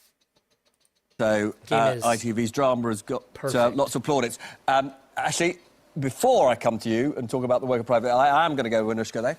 Yeah, I just want to talk through the timeline of the scandal, because it actually all started a long time ago in 1999 when Tony Blair signed off the Horizon system. And interestingly, Harriet Harman, then a cabinet minister, warned against it, reportedly saying there was a serious risk the project would fail. If I just fast forward to the 2000s, the prosecutions began to ramp up when the post office CEOs were John Roberts and then Adam Crozier. The number of prosecutions of sub-postmasters grew and grew until a total of over 980, as Robert said. I will never forget interviewing one victim, Janet Skinner. Her story of being sent to jail in 2007 brought me to tears. An amazing woman. By then, an amazing man. Alan Bates had flagged issues, writing to his MP in 2003. He got a reply from the Post Office Minister at the time, Stephen Timms, who said conflicts are contractual matters for the Post Office. When Computer Weekly broke this story in 2009 publicly, evidence suggested prosecutions were not meeting legal requirements. And then Private Eye, with their first story in September 2011, their relentless investigation was spearheaded by journalists like Nick Wallace and Richard Brooks. And you probably know... Hello? Sorry, I still have a tab of the hotline open. This is actually fucking insane that this is a really long time ago. This is bad. That by then, Sir Ed Davey, now leader of the Lib Dems, was Post Office Minister, initially refusing to meet Alan Bates, although he did later. He blames the Post Office for lying to him. He is one of 17 Post Office ministers since 2000 and 16 business secretaries. By this point, Paula Venables, as we know, was Post Office CEO. She has now handed back her honour. She said in 2015 there was no evidence of miscarriages of justice. By 2017, 550 Do British people always speak like this? She didn't quit. She didn't get fired. She handed back her honour. Private Eye is the magazine edited by Ian Hislop, who started reporting this 2011. Interesting. Dude was a decade ahead of shit. More. Handed back his honour. That's a case to the High Court, which was settled for £58 million, and in total they have paid out £138 million to 2,700 postmasters. So, Ian, it's 12 years, maybe longer, since you and Private Eye started noticing what incredible incompetence there was within the Post Office. Yeah, but I think that's generous incompetence. I think it is sort of willful lying when they knew the truth. And obviously, and miscarriages. Why do you think it has taken 12 years? What does it say about our system of governance and government that it's taken 12 years to get to a point where maybe there'll be comprehensive pardons, maybe there'll be proper restitution? Well, I mean, the entire system, the judicial system and the supposed supervision in government preferred to believe the corporate bodies than listen to ordinary people. And the reason this drama was so good, and it really was good, people say to me, oh, God, I mean, so much for journalism. Actually, the journalism fed into the drama. The drama, according to one sub-postmistress today, she said two things tip this drama and the fact that there's an election. And the fact that politicians are wandering about now telling us how concerned they are and how deeply concerned they are. And at best they say, oh, it's all Ed Davey's fault. Really? One Lib Dem? Every single man in charge of the Post Office after that was a Conservative. Who was the Prime Minister when Paula Venables, the head of the Post Office, was given a CBE? It was a Conservative government. It was David Cameron. And he's still in the Cabinet. 2019, giving this woman a CBE for services to the post office. Everybody involved knew that Horizon did not work. Now, Fujitsu, and I'm glad to see Alex Chalk getting serious here. I mean, we're talking perjury here. We're not talking incompetence. They stole... This guy doesn't have any of that overly polite news speak. I like him. Stole the money from the sub-post mistresses. They stole their money and they put it back in the system. Now, that money has gone to fund post office bonuses and Fujitsu's profits. The government has continued to employ Fujitsu. What we need to do is say to Fujitsu now, we want compensation from you. How about £1 million per sub-postmaster or mistress? That amounts to £1 billion, which is nothing compared to what the taxpayer has paid out to Fujitsu. It is absolutely disgraceful, this. And I'm going to rant now because there isn't much time. The idea that people are saying, guilty people could make a lot of money. They've already made a lot of money. Ian, you have got more time, because we are coming back to you in just a couple of minutes, so you have got more time. I should point out that there is a statutory inquiry going on. Yes, and I think we probably have to presume until we've got the verdict. No, you've got the judge's verdict in the biggest miscarriage ever. It is certainly the case. Absolutely it is clear. Certainly the case. It's fun interrupting you, Robert. It is certainly the case, having looked at the judgment, that there are huge questions to be asked about what Fujitsu disclosed and why they didn't disclose. And there is no reason for any of your lawyers to have a heart attack. We're not having a heart attack. We're not having a heart attack. We're not having a heart attack. Under no circumstances will I have a heart attack on air about something as interesting as this. Now, don't go away, because, believe it or not, Ian, in lively form, will be back, and so will Jess and Jake.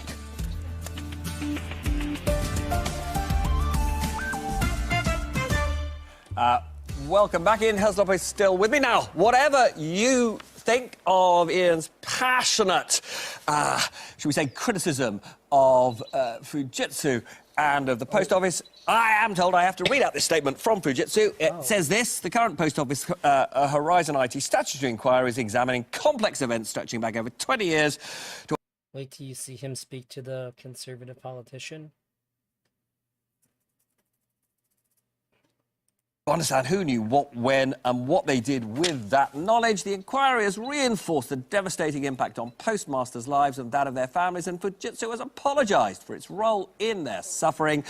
Fujitsu is fully committed to supporting the inquiry in order to understand what happened and to learn from it. Out of respect for the inquiry process, it would be inappropriate, apparently, for Fujitsu to comment further. I wonder whether they'll comment after having heard you. Yeah, well, I mean, that's classic corporate nonsense, isn't it? It would be inappropriate. Of course it's not inappropriate. Comment now. But Fujitsu, what's your offer? How much money are we getting back? What? We're going to learn what happened. You knew what happened. The judge made it absolutely clear that this money was stolen. We do need to move on, though, to another aspect. Yes. You pointed out that quite a lot of people, for their presumably party political reasons, have decided to have a go at Ed Davey. But how many reputations are going to be ruined by this, in your view? Oh, loads. Not enough. Right the way through, from the judge who refused to look at the original brilliant article in Computing Weekly and just said, no, this isn't right, I know the computer's right. I mean, it isn't that people think computers are always right. They were told by human beings who knew perfectly well that there was a blip in the system, that the system was working. It was robust. It was perfect. It wasn't. And this presumption of innocence was serious people who sit on boards and are in charge of things know what's right. Ordinary people, i.e. sub-postmasters and mistresses, must be lying. No matter how many people said, look, we know these people. They run our village. They are really good people. They weren't believed. And it took so long. That is astonishing. How do you think... Because among the many issues that I find incredibly difficult to get my head round is how you can have an institution like the Post Office that knows that sub-postmasters are sort of really valued members of their community and have been for decades and decades, how they can suddenly think that they've been invaded by a bunch of crooks. It's so weird. I don't think they did think it. That's the problem. Is that they maybe thought it at the very, very early stages. as a constituency MP, you'll get a case in and you think, oh, I'm not sure about that. And then you get 4 more that sound really similar and you start to think, this is getting to a critical mass. There's an issue. But they lied. There was no critical mass. No, but they told each one of them, this is really important, they told each one of the complainants, you are the only complainant. And that is straightforward fraud. So I think the real thing, the point is, there was a mass cover-up by the post office. And as far as I can tell, to some extent, the civil service was complicit. There was a mass cover-up. And actually, the real thing that we should be talking about is, I know Porter Vanels has given up her CBE. I'd like to give it back to her, because I want to see her stripped of her CBE, and I also want all of those bonuses that were given for high performance. Not just about why are people not in jail? They make it so much harder to get to the bottom of it when they tell them you're the only one this is happening to. That's crazy.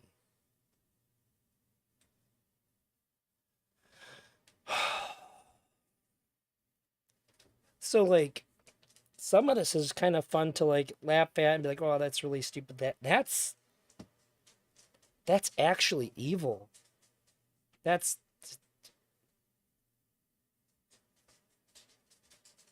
Like, these poor people, they're going through all this. They don't know what's going on. And to be told that you're the only one, that just means, like, there's no hope of getting this sorted out for you. But it's not even true. Oh, I hate that so much.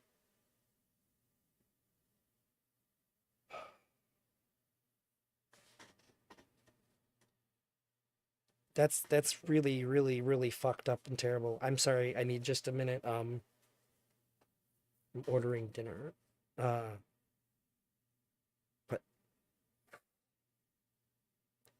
I guess this is just coming out. I don't know how the British government works. Is it, like, extremely hard or anything to take people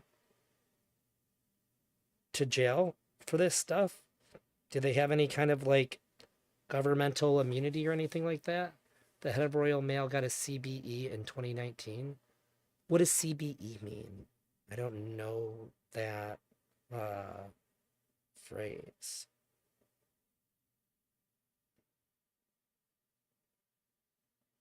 Unfortunately.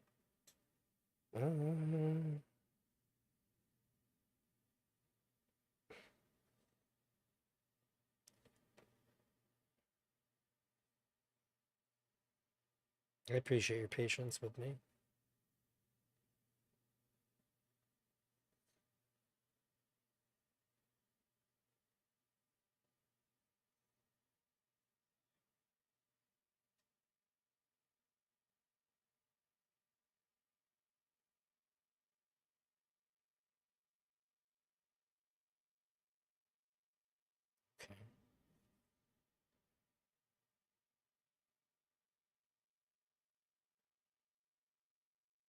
Shit.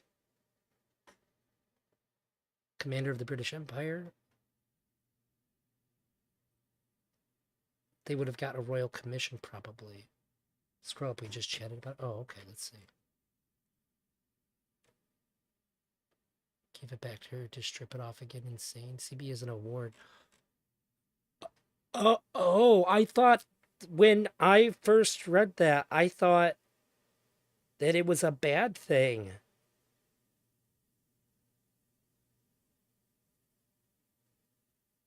Okay.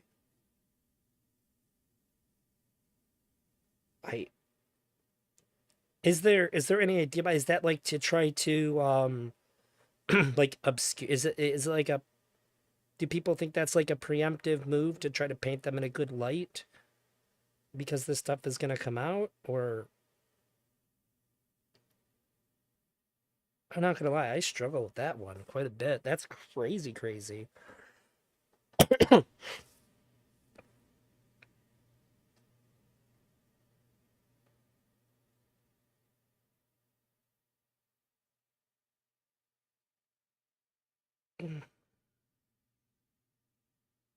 That works for me.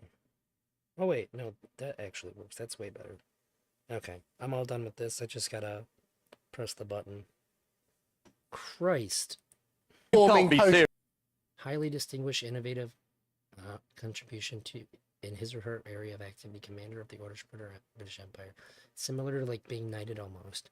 If they're convicted and still have an OBE, it would paint really badly onto the royal family.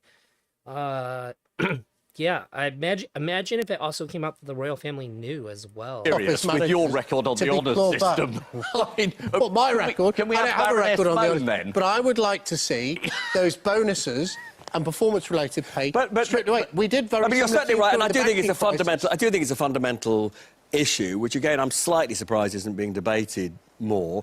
Allegedly, this management, including Paul Reynolds, turned the business around. But we now know, because of the hundreds of millions being paid out, those weren't real profits. No, they were right? incentivised. This business was not turned round. But like in the From having banking a public crisis where service we ethic stripped bonuses, in which they were operating in the public good, they were incentivised to make money for the post office. And that led to ignoring what was going on in the hope of getting better remuneration. And that's disgraceful. And all of them should have to pay those bonuses back. 100%. But, I mean, but the problem we got in this country, and it's a serious should have to problem, pay is more no than the government has actually bonuses. put in place any kind of system that actually enables clawback in these kind of circumstances. And in the end, you're sort of relying on the goodwill of people to hand back money. Well, when has that ever happened? One thing we do that's control is their disgraceful. massive taxpayer-funded pensions.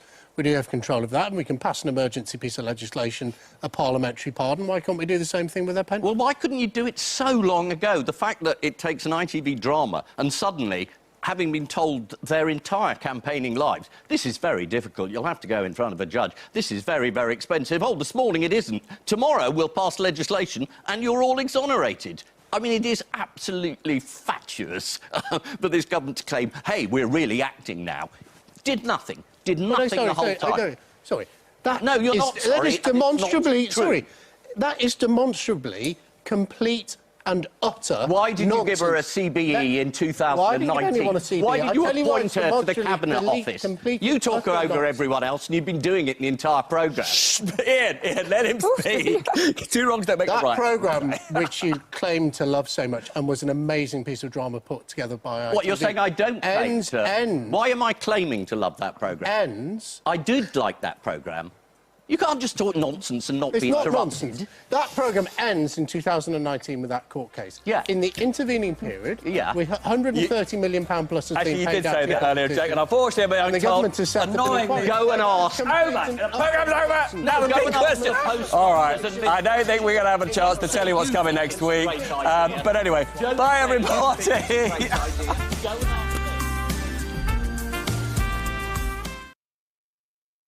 I gotta roll that back a little. Trying to put in my credit card information. I apologize. 60.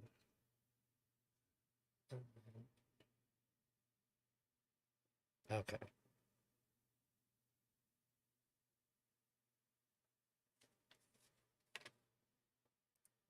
Did nothing the whole time. Sorry. That No, you're not That sorry. is demonstrably... Not true. Sorry. That is demonstrably complete and utter Why did you give her a nonsense. CBE in 2019? Why did you give anyone a CBE? Why did you I tell you what, appoint it's her to the demonstrably Cabinet Office? complete You talk utter over nonsense. everyone else, and you've been doing it in the entire programme. Ian, let him speak. Two wrongs don't make a That right. programme, which you claim to love so much and was an amazing piece of drama put together by... What, you're saying I don't claim ends, to... ends, Why am I claiming to love that programme? ends... I did like that programme. You can't just talk nonsense and not It's be not interrupted. nonsense. That programme ends in 2019 with that court case. Yeah. In the intervening period, Yeah. with £130 million plus has Actually, been you paid did out say to that the earlier, actors. Jake, and unfortunately, And the government has set up an annoyingly, inquiry. Go and ask. Over. The programme's over. Now the Go big and ask question. the post All right. office and- I don't think we're going to have a chance to tell you what's... He said, "You call me a fucking liar." Always fun to watch politicians being called out. It doesn't usually work that good in the U.S., to be honest. They never respond to fucking anything.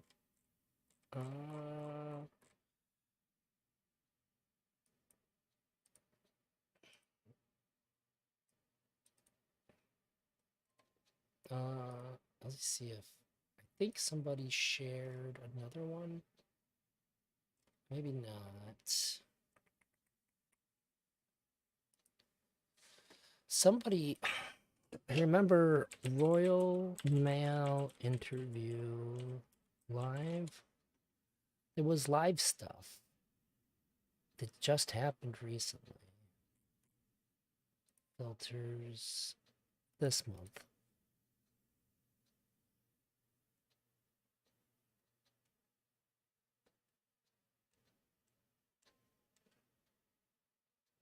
Here in Australia, politicians begin being called out as so entertaining. Hey, that guy's in the mist.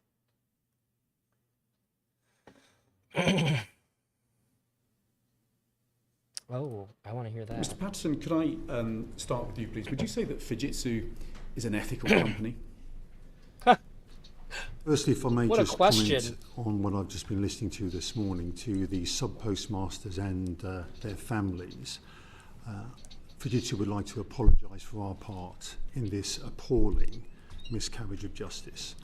We were involved from the very start. We did have Everybody bugs on and this errors in the miscarriage system, shit. and we did help the post office in their prosecutions of the sub-postmasters. For that, we are truly sorry. To your question, Chair, around our ethics, I believe we are an ethical company. The company today is quite different to the company in the early 2000s, and clearly we need to demonstrate that both to our customers, to government, and to the wider society here in the UK. I've got in front of me, Mr. Patterson, the Fujitsu Code of Conduct. It says, we treat customers, business partners and competitors fairly and with respect. Did you live up to those values when it came to the sub-postmasters? No, we did not. It is very clear from the evidence before the committee and also in the inquiry. Wow, this guy has some shame. Our standards were not at the level that we adhere to and state, as you rightly read. I am personally appalled He's not like the other by one. the evidence that I have seen and what I have saw on the television drama and the statements I've seen from the victims to the inquiry. So we did not stand up to that in those periods of time. And do you accept that Fujitsu evidence was used to put innocent people in prison? Yes, there was evidence from us. We did have we were supporting rather the post office in their prosecutions. There was data given from us to them to support those prosecutions, so yes. Do you accept that before 2010, your staff knew that there were problems with the Horizon system? The information that was shared with the post office as part of our contract with them was very clear.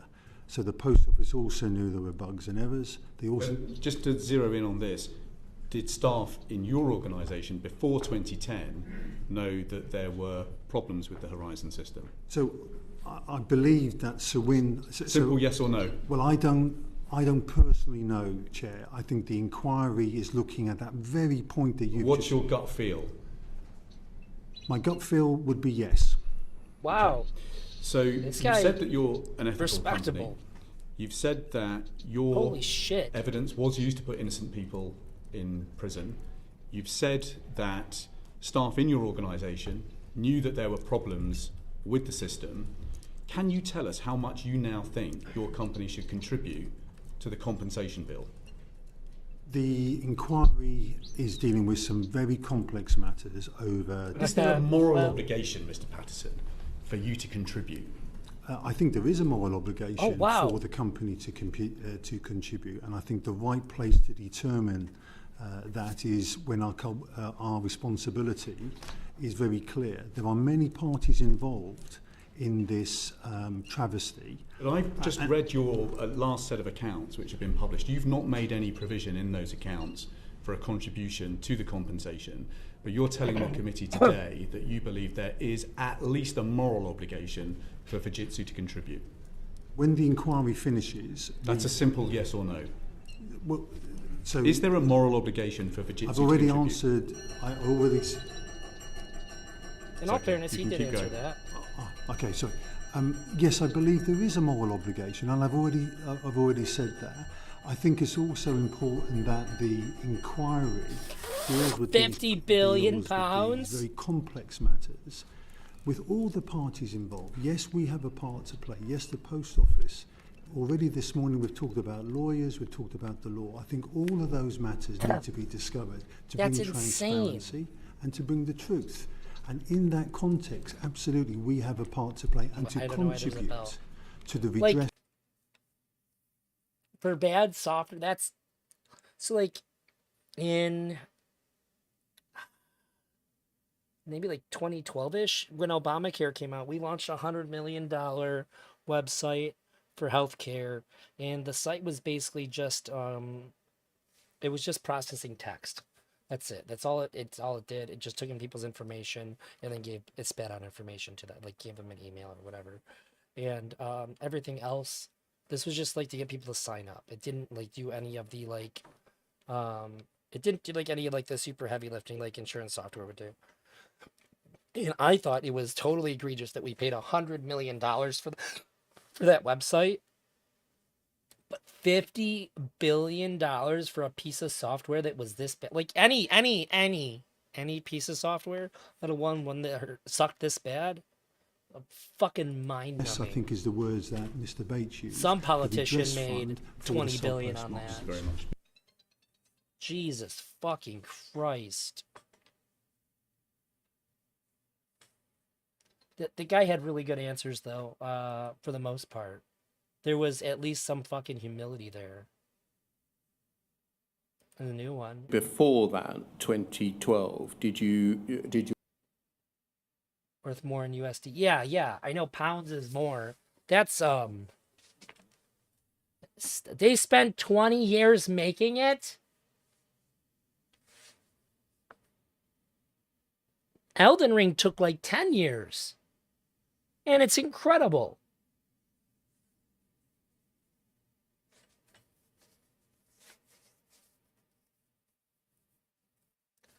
Okay. Your job bring you into connection with the Horizon IT system in Some any way? Some people get all the good I don't believe so. After 2012, what was the extent of your connection to the Horizon IT system? So my connection was to the Post Office. We had a number of contracts with the Post Office, one of them being Horizon, one of them being the telecoms contract, so their home phone and broadband contract. And it was my team who were responsible for the sale. $63,519,950,000. How are people not just like... If this was France, they would have busted the company and hung every single executive, like, in the street. And nobody would have stopped them. That's fucking insane. Services associated with the new telecoms contract, and clearly any renewal or extension to the Horizon system subsequently. Did you remain in that role until you took up your president? Hang on a minute.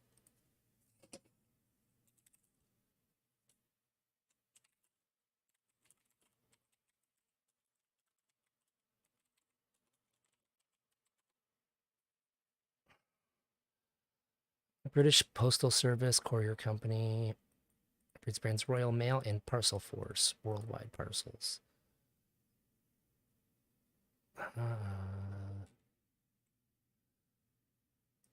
I want to know throughout the UK. Okay, cool. It's the whole UK.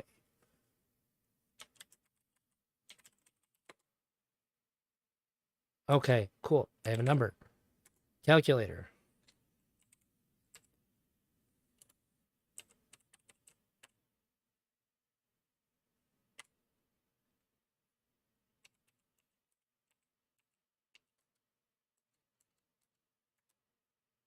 Shit, I did it backwards.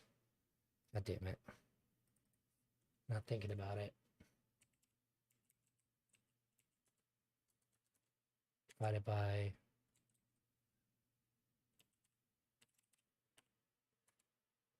That's $943.36 per individual in the UK.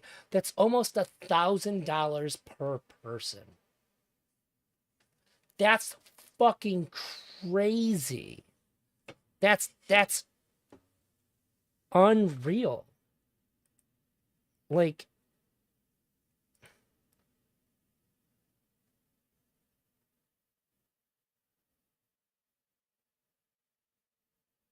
it's staggering. That's that's an interesting number to look at too.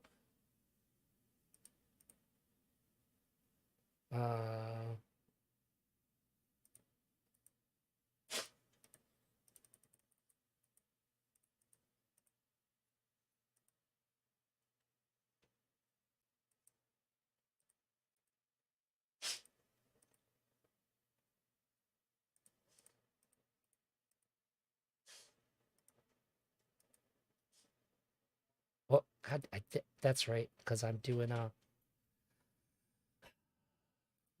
did it backwards again, but for a different reason. God damn it. 63159500000 divided by 3131. Many zeros. What the fuck? That's 2% of the GDP. No, that can't be right. 65 billion.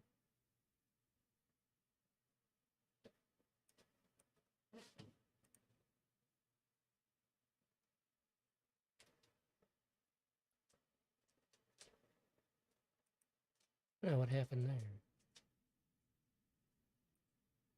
Oh yeah, let's see. It's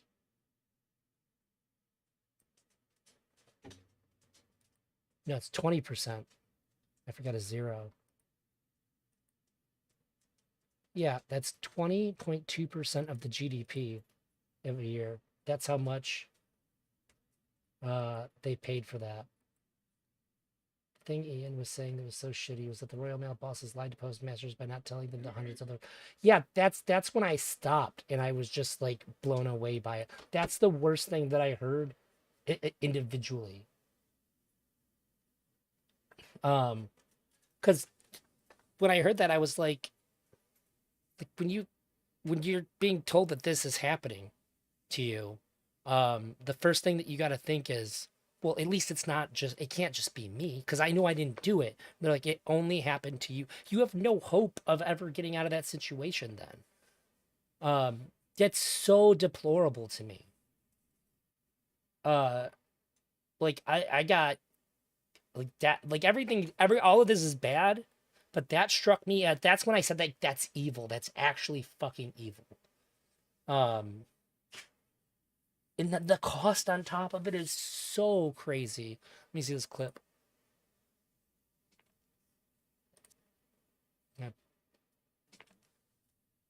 They spent 20 years making it. Elden Ring took like 10 years. And it's incredible.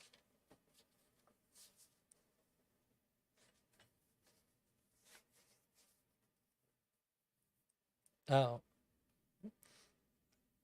That's a good clip. Oops.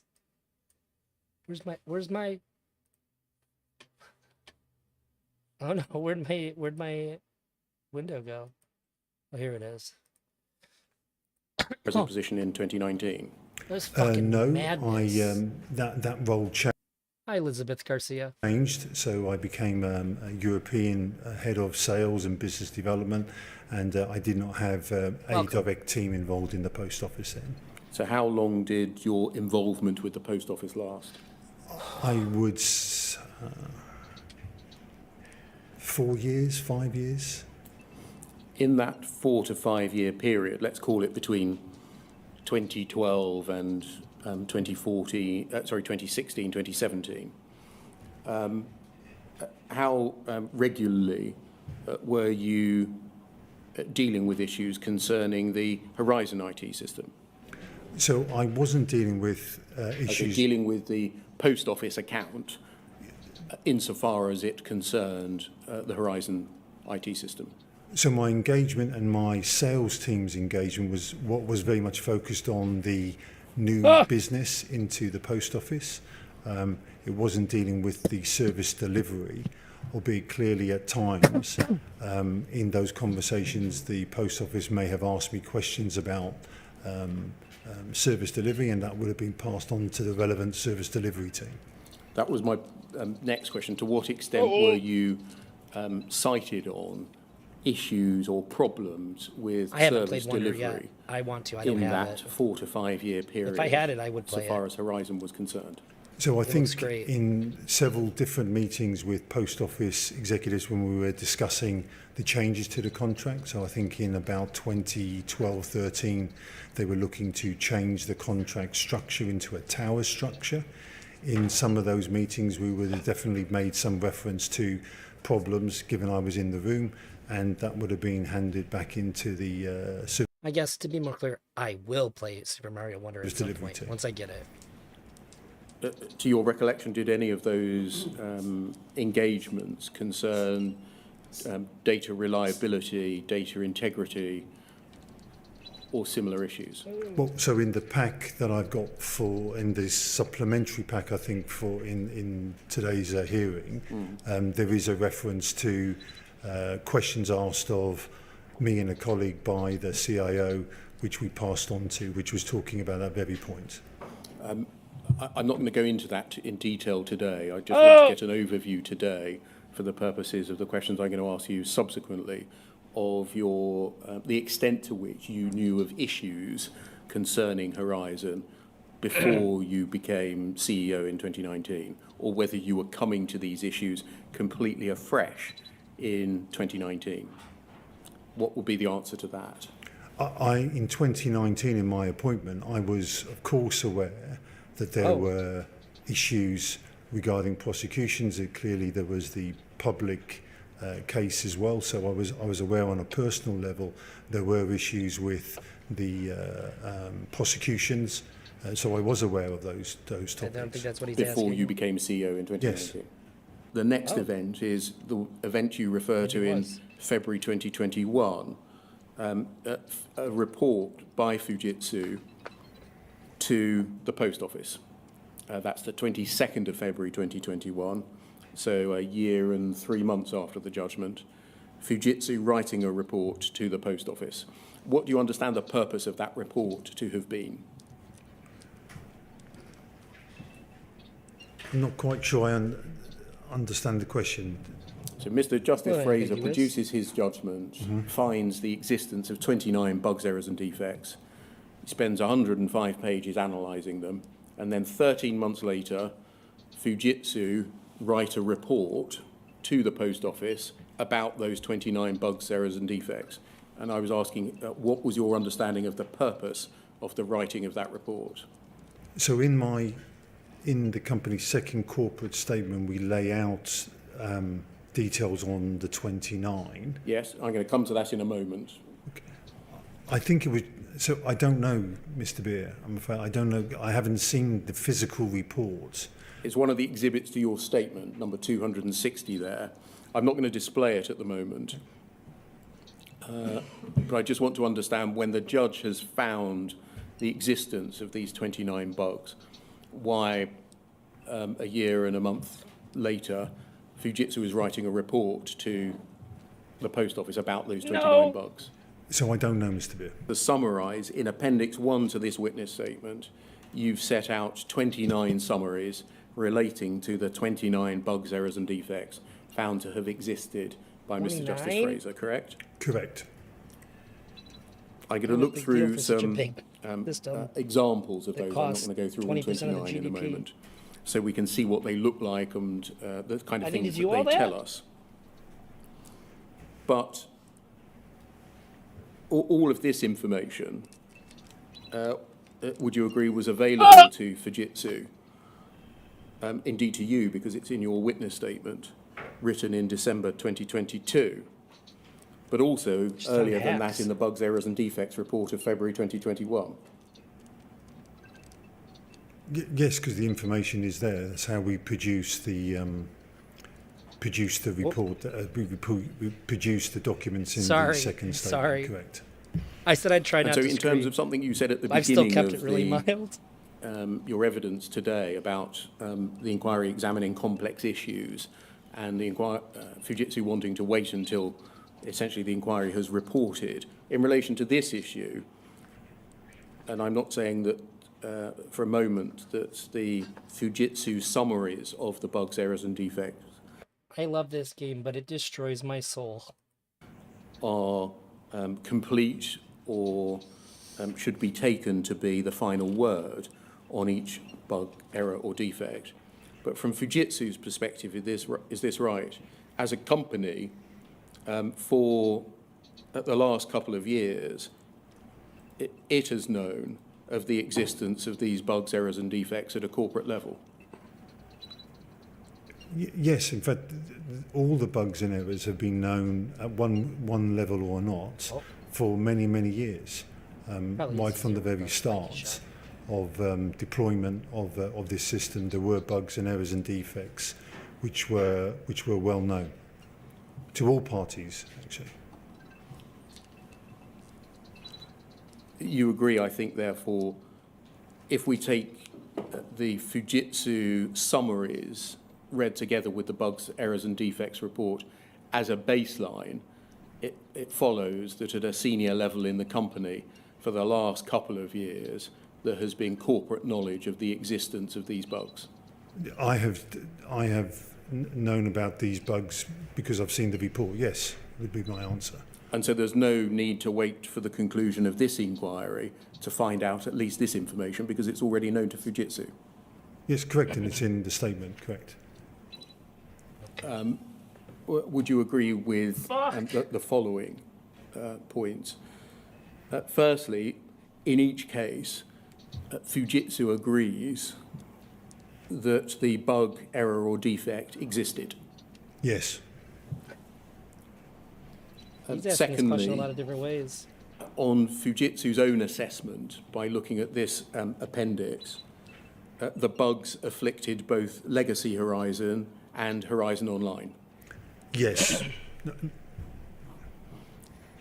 Thirdly, we can see by reference to this summary, and in particular if we read it alongside the bugs, errors and defects report, which contains much more detail, we can see the date on which, according to Fujitsu at least, the bug, error or defect was recorded or recognized by Fujitsu. Yes. Fourth, we can see the impact that Fujitsu... This kind of transparency when getting caught would never, ever happen in an American company. assesses the bug to have had on the estate. Yes. Oh, God. Fifthly, we can see for most bugs, errors and defects, whether it was notified to the post office, and if so, when Fujitsu say the bug was communicated to the post office. Shit. Yes.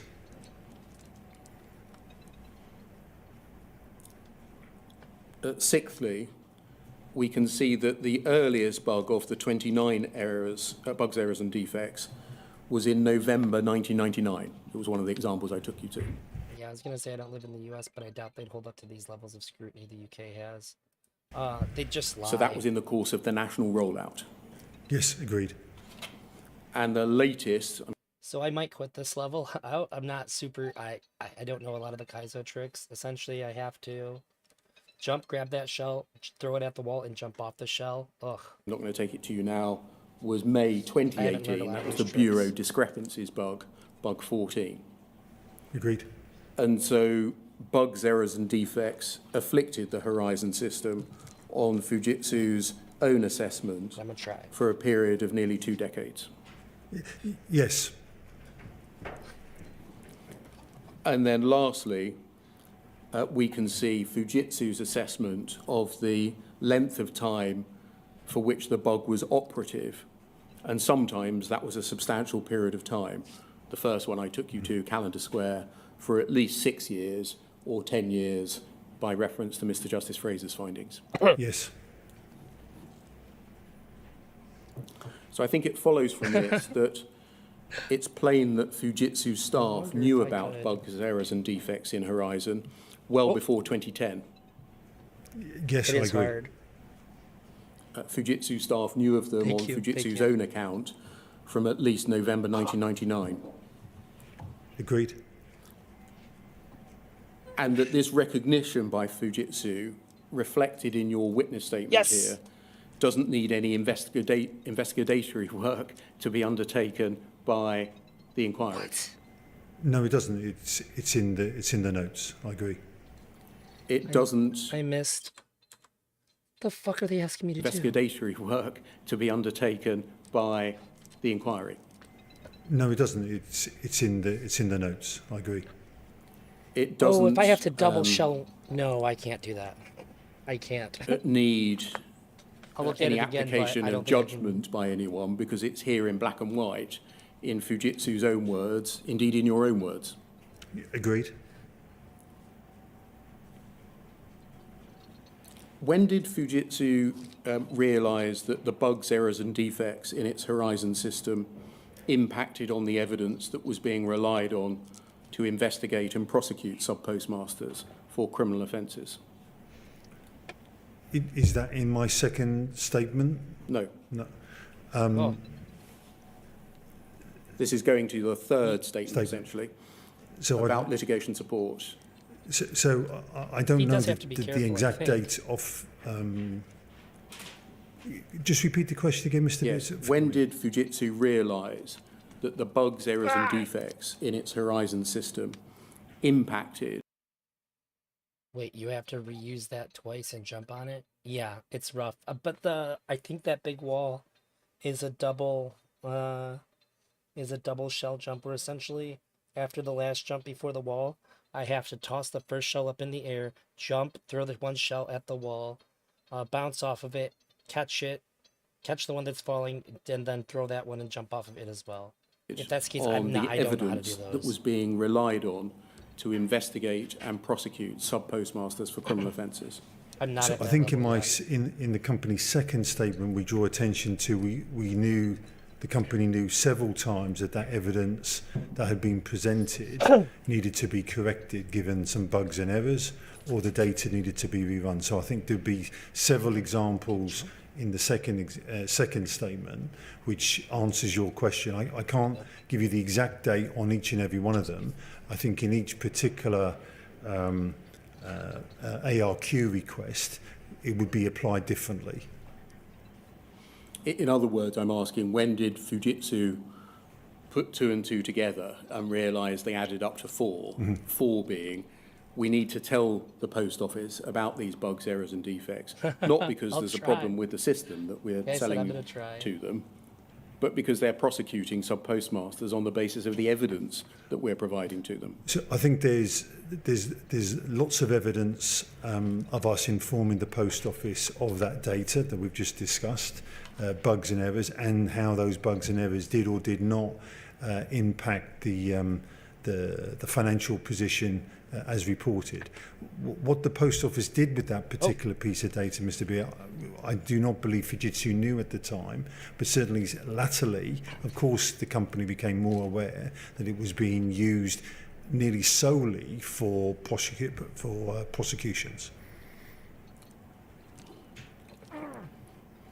Would you agree that What does that mean? the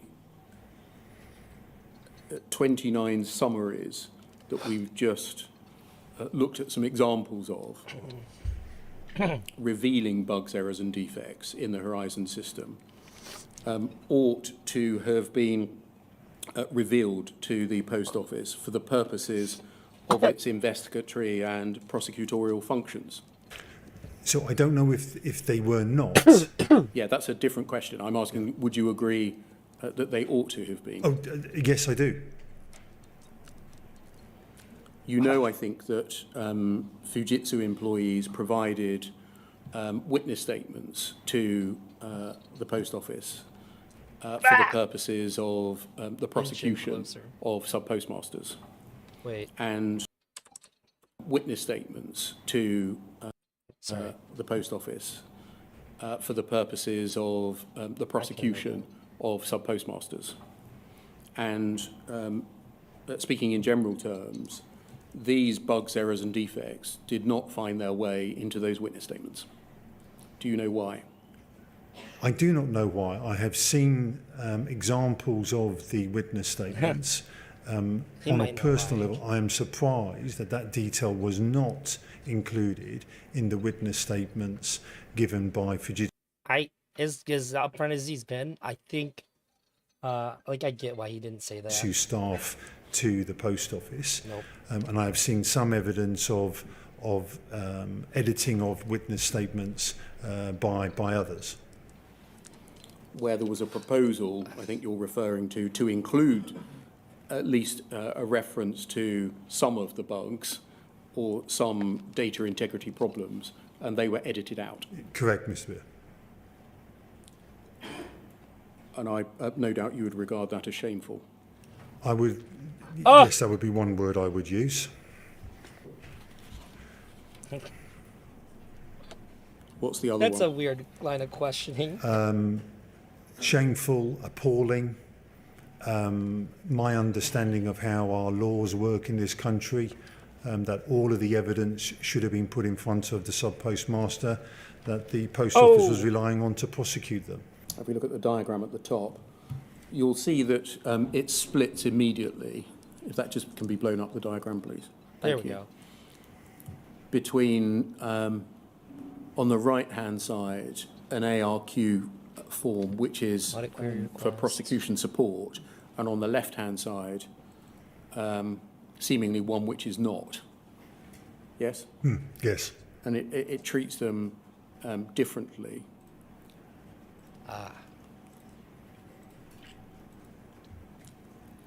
And you'll see that on the right-hand side, as we've just seen in the policy document, that step 1 includes I'll move my mic away a little bit. checking help desk logs. We've seen that. The second step is to analyse non-polling reports. And the third step is analyse the peaks. And as we've seen in the policy document, that's all about integrity of data. I think I'll come back Yes. to the course. It doesn't include checking the known error log. That's neither in the diagram nor in the policy, does it? No, it doesn't. And so it's not in the diagram, it's not in the policy, and if we looked, it's not in the witness statement either, the boilerplate witness statement. Oh no. Do you know why that is? That if you're wanting to look at the integrity of Horizon data, one wouldn't look at the known error log? I don't know why they wouldn't have done, and I would have expected a more holistic assessment of the entire environment that a sub-postmaster was using. So I would have expected error logs and other matters to be presented and considered. In your reading of the materials, in your investigation of the issues and in the briefings you have received, did you note any reluctance on the part of Fujitsu in the past to reveal the existence of a thing called the known error log? There is, in the submission to the inquiry today for number 3, there is evidence of that where I want to know his exact title here. Oh, oops. Let's see here.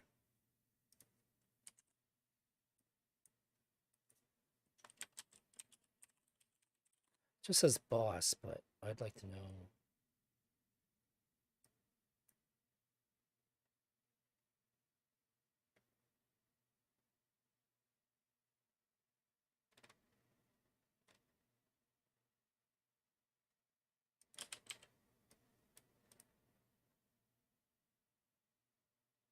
Oh, okay, he's the CEO. Okay. Don't share with the post office yet. I don't know the individual situation where it was subsequently shared with the post office, but there was certainly those reluctance. Whether that was just for completeness to make sure that what was shared with the post office was complete versus, I think, it may well, but there's definitely evidence in submissions from in this submission around exactly what you just described. Do you know why Fujitsu Oh my God. might be reluctant to reveal even the existence? Damn it. Tertium. I don't know how to pronounce your name. I hope I get it right. Thank you. My God, man. I appreciate it so much. It means a ton to me. I thank you very, very much. You're awesome. By the way, I hope you have a membership. Okay, you do have a membership. Cool. Now I recognize some of the names on the people that just got it too. Which is super cool. Means you guys can use the coveted Kiora emote. But really, thank you very, very much. It's super cool. I appreciate you Instance of tremendously. something called the known error log. No. The title is known error log. It's not unusual in a large system of certainly of this size that there will be errors and known errors, and certainly from the very outset there were lists of them and communication between all parties. How that was communicated to sub-postmasters, I think, is slightly different, but known errors were known and lots of people knew them. Whether there were a particular one, Mr. Beer, to your question earlier, that might be a timing thing versus not trying to. Are you? What does your name mean then? Oh shit! I accidentally hid my chat. I was just trying to make the emote panel go away. To share it. Communicated to sub-postmasters, I think, is slightly different, but known errors were known and lots of people knew them. Whether there were a particular one, Mr. Beer, to your question earlier, that might be a timing thing versus not trying to share it. I'm not at the moment delving into any individual cases as to why the known error log was not revealed to a sub-postmaster in a prosecution. I'm asking why it's missing from the process. Yeah, I have no idea why it's not.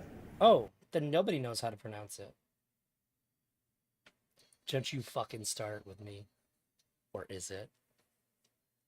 Labor MP, corners, post off bosses. No, I want the new stuff.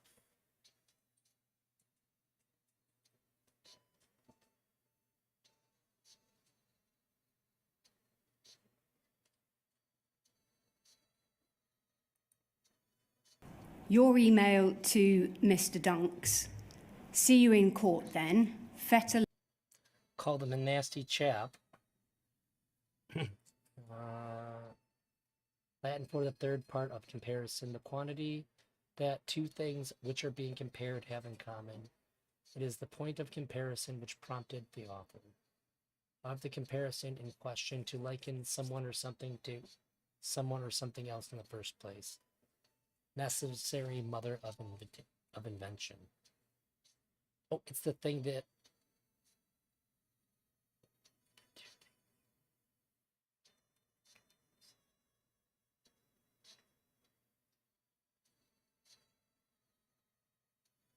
so it's the thing which inspires the desire. Lane is where they used to hang people out to dry. I don't suppose that type of thing happens anymore, though. I think. That Castleton is a nasty chap and will be out to rubbish the FJ name. Would you accept being a friend of someone by talking to them twice a year if they gave you $1 million? They found you through your content. Somebody offered to give me like a lot of money. Like a lot of money. And I told them, hey, look, you don't have to give me any money. I'll talk to you. That's fine. And I talked to them for a bit. They were really, really droll. Like, they just went on and on and on. It was pretty boring. I'm polite. They said they kind of wanted to do a show or whatever. I'm like, sure. I'm interested at least. You can pitch it to me and all that. I talked to them for a bit, and they kept trying to bring up money. I'm like, look, man, that's not like a thing. I'm like, you don't have to do that. Like, Like, obviously, if you want to donate, like, I can't stop you or whatever, but like, you're talking about a lot of money. It's completely unnecessary. And I ended up like that conversation ended or whatever, and they sent me like these two really long poems, like not about me or anything, just things that they'd written because they wanted me to read them, and I kind of glossed over them. They were really long, and they were like, "Do you not like poetry?" I was like, "No, I like poetry fine. I just been busy, and these are really long, man." Um, and then they brought up like the money again. I was like, "Look, man, I don't want you to give me this much money. This like it's like an obscene amount of money. It's no big deal." And then they got really mad at me and they blocked me. So I think that if people wanted to talk to me, they didn't have to give me $1 million. I think that if I accepted the $1 million to be their friend, I wouldn't be their, like, I'm not actually their friend because I allowed them to pay me $1 million. I think it would be like definitionally not a friendship at that point. They were offering that money to force you to talk to them and indulge what they wanted to show you. What am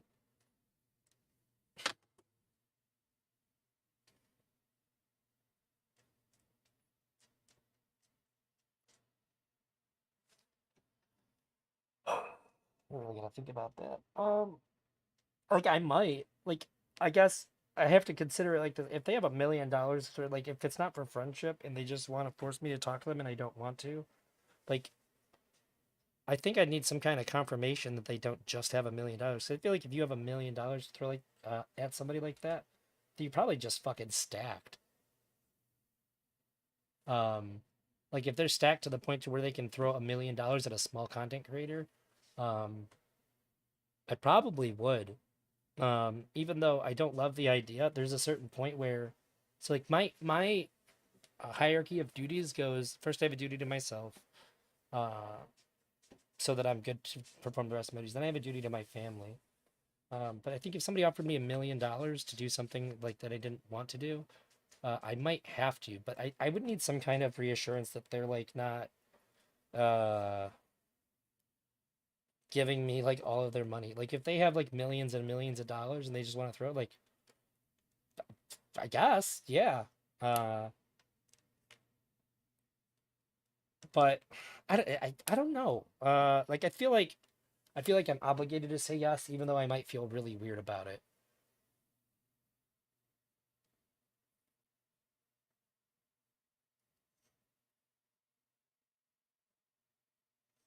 I think he was like talking about giving me like just like 20 or $30,000 or something. But yeah, it wasn't like super clear, like, but like that's the thing too. Like he just kept being like, hey, like he just kept like throwing the money out there, and he wanted to talk to me, and I just didn't feel like, I felt like a super large amount of money, and the guy just seemed like he needed a friend. So like it's possible that the exact situation, like the hypothetical situation makes it really easy to say yeah, because like my responsibility to my family, but the way that situation went down just made it feel like that if I would have said yes to that guy's money, I would have been taking like massive advantage of him, and it wouldn't have been okay.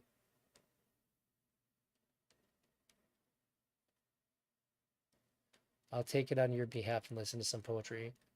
They sent it to me. Like I was gonna read it. I just didn't get around to it yet, and they got really mad. The most common devices used to achieve are metaphors and similes, but by no means exclusively in poetic language. In many cases, one aspect of the comparison implied, rather than made explicit. The New Testament scholar Adolf Juliusser, I have no idea, applied the concept of tertium comparationis to the parable of Jesus.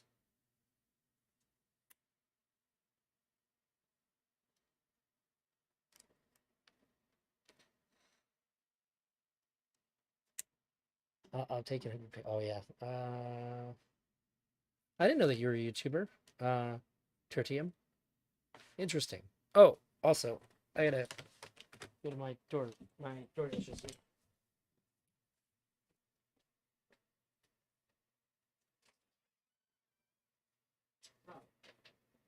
What?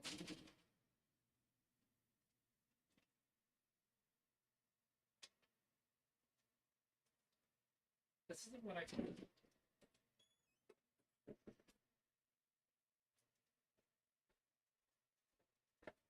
So instead of bringing me all the food that I ordered, they dropped off a case of White Claws for somebody named Charity.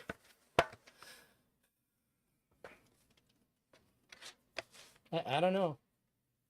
I think I'm going to have to contact them and say, hey, that's not my stuff.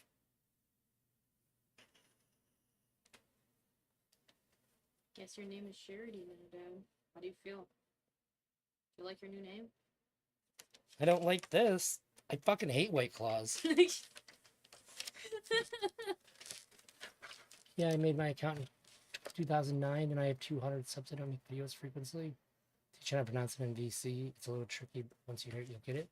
Paste. I didn't mean to make it. I just...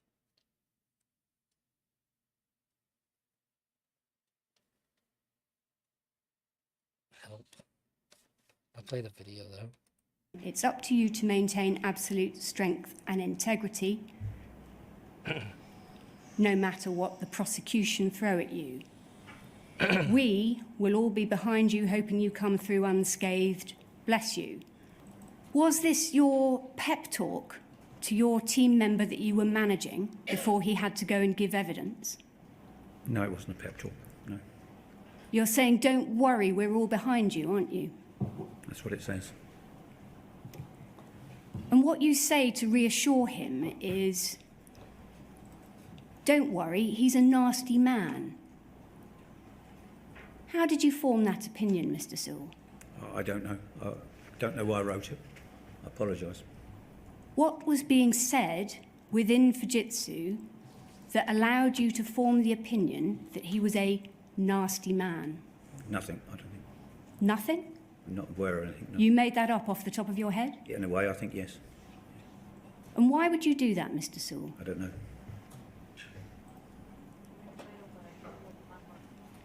Is that the opinion that you formed of all sub-postmasters who took issue with what Post Office said in the courts? Absolutely not. You were egging Mr. Dunks on, weren't you? Urging him to go into battle with Mr. Castleton, I weren't don't know you? what it was written for now. I don't know. You will know by now that Mr. Castleton was indeed hung out to dry. I know a lot more about it now than I did, yes. Knowing what you know about him being hung out to dry, and the way that you urged Mr. Dunks to go into battle with him, is that the right attitude for someone to take into court when they're about to give evidence in a case with serious implications for someone? No. And yet that was the attitude that your management style and your email fostered and encouraged. Yeah, I don't know. I don't remember. How did I even get here? Yeah, pretty much.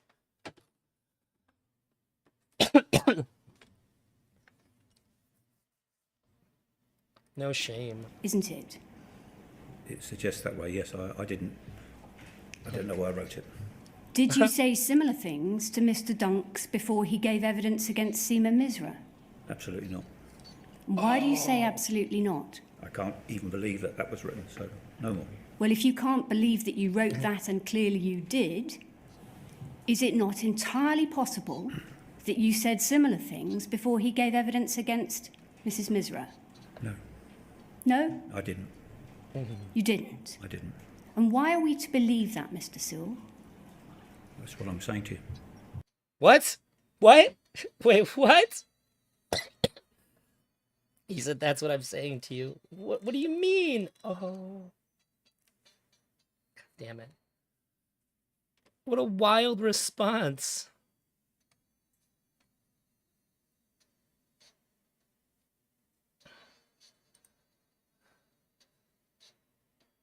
It seems to me that in the annual accounts the Post Office reported to Parliament, there was false or misleading information presented that did lead to the financial gain of you, Mr. Reed, as Chief Executive Officer, and some of your senior colleagues. You went through the process, presumably, of... Oh, are they maybe bringing the correct thing? Oh, I thought you were about to go look. I don't know what it is. Oh, yep. Okay, cool. Okay, I got it. I was like, hey, my food, what? Yeah. Hello. Yeah. There you go. You're my surprise, like, wait, what? Thank you. Yeah, sure. I think I was more surprised that you had alcohol in your hand than the actual thing itself.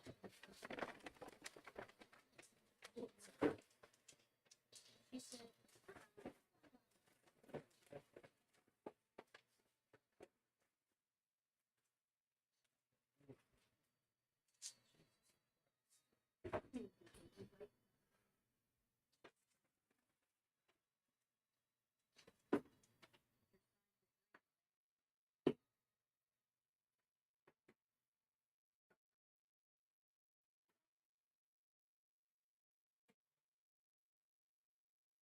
Yes.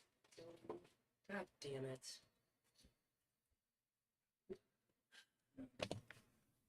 Okay, all is good and well now. My food has been delivered. Getting metrics against the KPIs for the bonus scheme, going through assurance of that data, getting external verification of that data, reporting it to the Remuneration Committee, discussing it at board level, getting sign-off from the government, then producing your annual accounts, having those checked, reporting them to Parliament, and through that whole process, you didn't know that there was false information in that underpinned your bonus payment. I really want to know whether the Post Office as a corporate body or any individual knew that the information that made it through to the awarding of bonus payments and presentation in the annual accounts was either misleading or false. And I just want to start because I think it will be important in the context of how the Post Office wrongly prosecuted victims over many years to just read out section 17 of the Theft Act about false accounting, which reads that where a person dishonestly, with a view to gain for himself or another, conceals or falsifies any account or record or document required for accounting purposes, or in furnishing information, produces or makes use of any account, record or document which to his knowledge is or may be misleading or false, on conviction can be imprisoned for up to 7 years. And that where a company commits that offence with the consent or cooperation of the chief executive, manager or office holder, that both the individual and the company may be liable and prosecuted by the court. Now, this was the basis on which many sub-postmasters were prosecuted, and we are not a court, we're a committee of Parliament, but it seems to me that in the annual accounts the Post Office reported to Parliament, there was false or misleading information presented that did lead to the financial gain of you, Mr. Reed, as Chief Executive Officer, and some of your senior colleagues. The question I therefore want to know the answer to is who knew about that, and in knowing, was the Post Office or any individual acting dishonestly? Nick Reed, did you know that 25% of the bonus scheme that you presented to the board, it was your idea, I understand it, that 25% of your bonus was rated on getting approval from the statutory inquiry chairman, Sir Wyn Williams? I mean, you knew that, didn't you? Well, first and foremost, let me apologise for the error and for the mistake that has been made in Don't let him apologise. With the sub-metric in our transformation incentive scheme.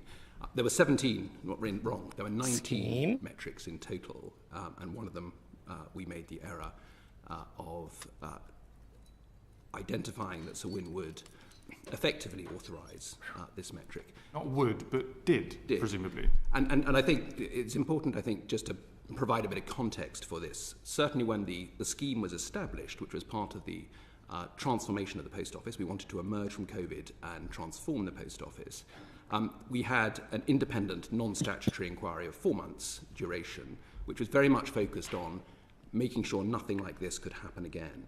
And it was in that context that we established the Transformation Incentive Scheme, and it was for that purpose that we believed that we would be through the 4-month independent inquiry. Now, clearly, the independent inquiry became a statutory inquiry halfway through the scheme term, and the mistake was that we didn't go back and revisit that particular incentive, and that was an error, and I apologise unreservedly for that, and that was certainly something that we should have identified. At that point, you went through the process, presumably, of getting metrics against the KPIs for the bonus scheme, going through assurance of that data, getting external verification of that data, reporting it to the Remuneration Committee, discussing it at board level, getting sign-off from the government, then producing your annual accounts, having those checked and reporting them to Parliament. And through that whole process, you didn't know that there was false information in that underpinned your bonus payment. We had both internal and external assurance, and obviously we provided information to the Remuneration Committee for them to make their decision. I don't make those decisions. I don't decide how and who determines what bonus scheme I get, or indeed what that payment is. It was your recommendation, wasn't it, that this scheme was put in place?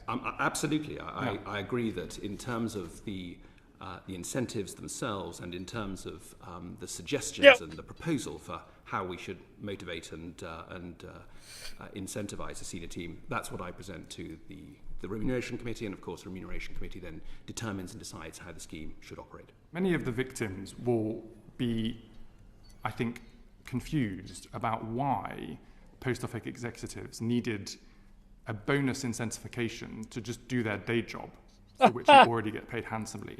Why on earth was this in the bonus scheme in the first place? I think it's a very fair question, and firstly, I would say that there will be no inquiry incentives going forward. But when we look back 2 years ago, it was very important for me that we transformed the post office, and we had a range of very complex and difficult priorities to address, whether that's getting off Horizon, whether that's ensuring that we redress the past, whether that's dealing with compensation, whether that's making sure the recommendations of the Common Issues Judgment are put into place, addressing the issues with Royal Mail. There are a range of priorities, and it was very important from my perspective that rather than just be transparent and open with the independent inquiry, as was, I wanted people to go above and beyond. I know that we cannot move on as a post office until such time as we've addressed the issues of the past. And so there was a range of different incentives, as I just mentioned, there were 19 in total, to motivate and incentivise the senior team to go above and beyond. I'm just saying, it's a comment, not a question, but executives shouldn't have needed to be incentivised to go above and beyond to rectify the mistakes of the post office from the Horizon scandal. Lisa Harrington, I want to come to you next because you're mentioned quite frequently in Ms. Burton's report, and I want to go back to my initial question. I really want to know whether the post office as a corporate body or any individual knew that the information that made it through to the awarding of bonus payments and presentation in the annual accounts was either misleading or false. First of all, I'd also like to reiterate my personal apology, but apology on behalf of the Post Office. The Remuneration Committee debated long and hard each of the metrics. In the case of the inquiry metric, we actually used an external source, which was a HSF, a Herbert Smith Freehill report that had been presented to the board in January, to give us confidence that the inquiry was being supported. Of course, it was inappropriate to have an inquiry metric at that point, but there was a debate on whether or not actually the achievement had been reached or not. In the annual accounts, 25% of the bonus scheme, a quarter of the bonus scheme, had its own box with the sub-metrics in, and in the top of the box, it says very clearly that for that whole 25% to be awarded, it needed the approval of Sir Wyn Williams and the statutory inquiry. Are you really telling me that that wasn't something that the Remuneration Committee understood was required for that to be awarded? For one of the sub-metrics, we had stated the... Ms Harrington is at the top of the whole box in the annual report. So there are a number of sub-metrics in relation to the statutory inquiry. That was for 25% of the bonus scheme. And at the top of that box, in relation to all of the sub-metrics, it said that it needed the sign-off of the statutory inquiry. It was an absolute error to present it in that way. That was definitely didn't not somebody the intention. know that that was a mistake, that that was false, that it could be misleading? Somebody must have known that. Yes, somebody should have. There were many people who reviewed it, and it wasn't picked up as a specific issue, but I absolutely agree it should not have been presented in that way. The intention was to bring external scrutiny so that we weren't telling ourselves we were doing a good job, when in fact we needed somebody external to help us validate that. I find it a very hard argument to understand. I mean, as I said originally, I was a lawyer in my past life. If you look at a set of requirements, you go through and you say this is the requirement that is required. It's the job of compliance, of assurance, of audit, to look at these things and to make sure that it is absolutely robust. And yet, you're telling me that nobody knew that this requirement had not been met. Nobody picked up on the wording needing to be updated. I think it's more than just the wording. Sorry, Amanda Burton, can I just come to you? Actually, before I do, forgive me, Mr. Cooper on the screen. You were in these meetings when this metric was being discussed, when the awarding of this bonus payment was made, and according to Amanda Burton's report, you asked the pertinent question, how would we know if senior executives had delivered against this metric? And how you would know, based on the reporting of your own bonus scheme, was that Sir Win Williams would have told you, but that was never true, was it? No, and I too want to apologise. It's this should never have happened. Everybody's it's clear apologizing. that errors were made, and I apologise for my part in those errors. So I think the starting point is that the paper that was presented to the Remuneration Committee was flawed. It should have said that the metric had not been met, and it should have made clear that there was no letter from the inquiry that addressed the point in the form that was required to meet the metric. That was the starting point. But then I think from my perspective, the error that I regret is that I did not pick up that there was no letter. I should have asked the question. I think any of us on the Remuneration Committee could and should, in my view, have asked the question, do we have this letter or not? And I think had we asked that question, this would have been flushed out and it would have been fixed. It's just remarkable, isn't it, that a Remuneration Committee, a board, your internal audit, financial risk, assurance teams, your senior leaders, your external advisors, your lawyers, this is just not picked up. And the interesting question for me, having read out the statutory definition of false accounting, the key word here is whether anybody was dishonest, because it is right that somebody did gain, a number of people gained, on the basis of false information that was in an accounting document. And the only word that hangs that we don't know the answer to is whether somebody knew that and then dishonestly allowed it to go ahead. That would meet this statutory definition of false accounting, which many sub-postmasters were prosecuted under. I mean, I suspect many of the victims of the scandal will be looking today and hearing your apologies and saying, well, they weren't allowed to apologise for something that turned out to not be their fault. What are the consequences for any of you? Ooh. As I say, I do think it was a mistake. I don't think there was anything dishonest. I think the intent of the metric was appropriate in the sense that we wanted to mobilise people, incentivise people to do the right thing, to get us through the inquiry in the most appropriate way. That's a lot of words to not answer the fucking question. The mistake was quite clear, and the errors were made. There were many people who oversaw this, and many people who missed it. And I really do think it is. It's very disappointing, and it's a clear error. But as I say, I don't think the intent was in any way malicious. Okay, I'm conscious of my own time, so I just want to make a little bit of progress. And Amanda Burton, page 8 of your report, I mean, you say, quite frankly, it's difficult to understand why the inquiry submetric was not questioned by anyone and yet seen by so many people. But you then go on to say that having taken into account the discretion available to the Remuneration Committee, that it was probably okay. What does discretion mean, Amanda Burton? Thank you. I'd also like to reinforce the apologies that have been made. I mean, clearly there was a mistake throughout the setting of this target and the meeting of it, so I also apologise. In terms of discretion, the Remuneration Committee did have discretion, as was set out in the terms of the scheme and also in the terms of the letter that was sent to DBT. And it's perfectly normal for Remuneration Committees and other committees to exercise discretion. Clearly, they have to look at all the facts. And it's very unfortunate that the discretion wasn't recorded properly. It was recorded for other parts of metrics, but not this particular one.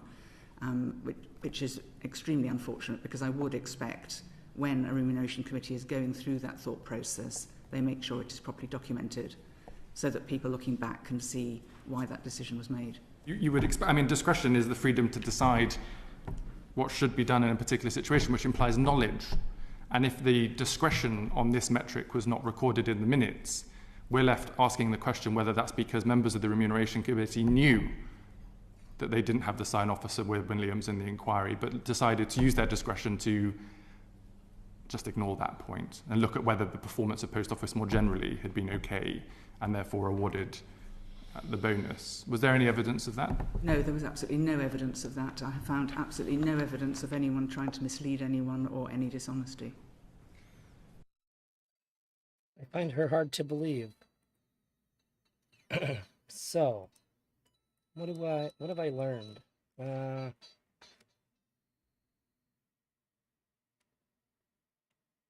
think the biggest surprise for me is that the CEO of Fujitsu is the most honest and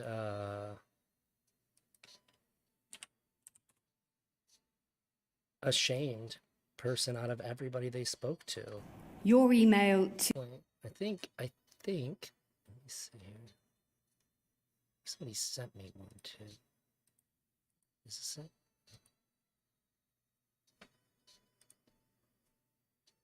Might have been Alec.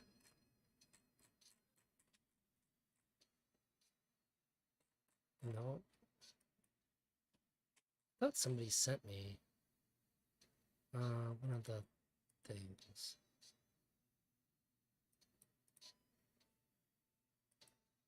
Yeah, he seemed to have a lot of humility about what was going on with it. I'm pretty impressed with that guy. Like, obviously, I'm not saying he's a great guy. He clearly let bad shit that he knew was going on go on, but it says a lot to not hide from it. Because let's be honest, a lot of people do really shitty things, and as we saw, most people aren't willing to accept any level of accountability. Oh, I see. For the shitty things that they've done. And for me too, like, if somebody does something to me that I think is wrong, and I think that they thought it was wrong too, that hurts my feelings. But when they won't have a real conversation with me about it, that infuriates me. I can handle being done wrong, so to speak. But when people won't give me the time of day about it, let me, they won't take accountability so that I can express like how I feel about it, I feel like they're taking something away from me. And oh, do I have to get ahead of that blue thing? Oh my god, what? So I mean, kudos to him. Sometimes good people do bad things. Oh, I have to hit it twice. I see. But own up to your shit.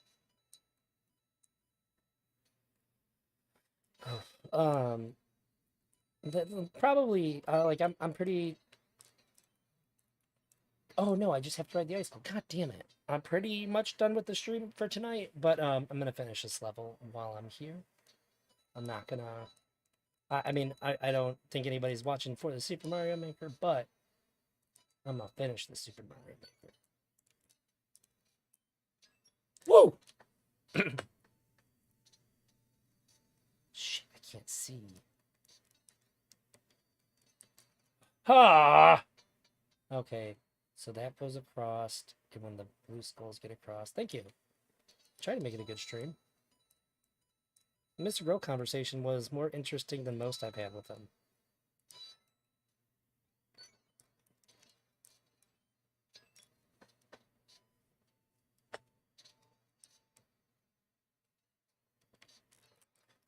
Oh, what? Oh, there's a spiky block there. Okay. I don't have to land it on the blue skull. Skulls. I hate these tiny little buttons. I'm used to having like a full-size controller with like big buttons, and there's little buttons on the back to jump. You can use your like fingers rather than your thumb to jump, which is a lot more precise. Maybe like back here. The stock switch controller is really cool for a lot of things, like the multiplayer stuff and all that. But and the motion controls are really, really good. But it fucking sucks for games like this.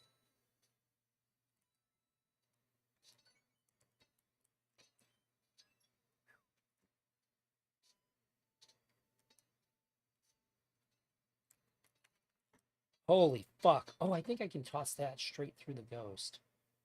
Or maybe I jump and release it midair. I think I jump and release it midair. Tomorrow, I'm probably going to end up streaming earlier than normal.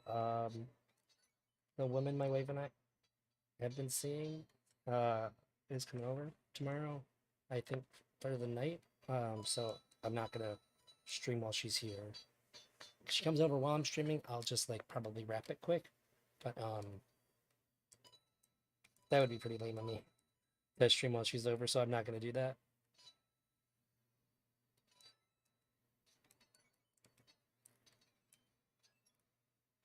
Yeah, I had a Switch Pro gamepad, and the dumb part is that I just gave mine away to a buddy of mine. Oh, what is wrong with me? Tomorrow, gonna go back to the mrgirl Destiny stuff. We're getting close to the end of it, and I want to review another piece because we're getting really close.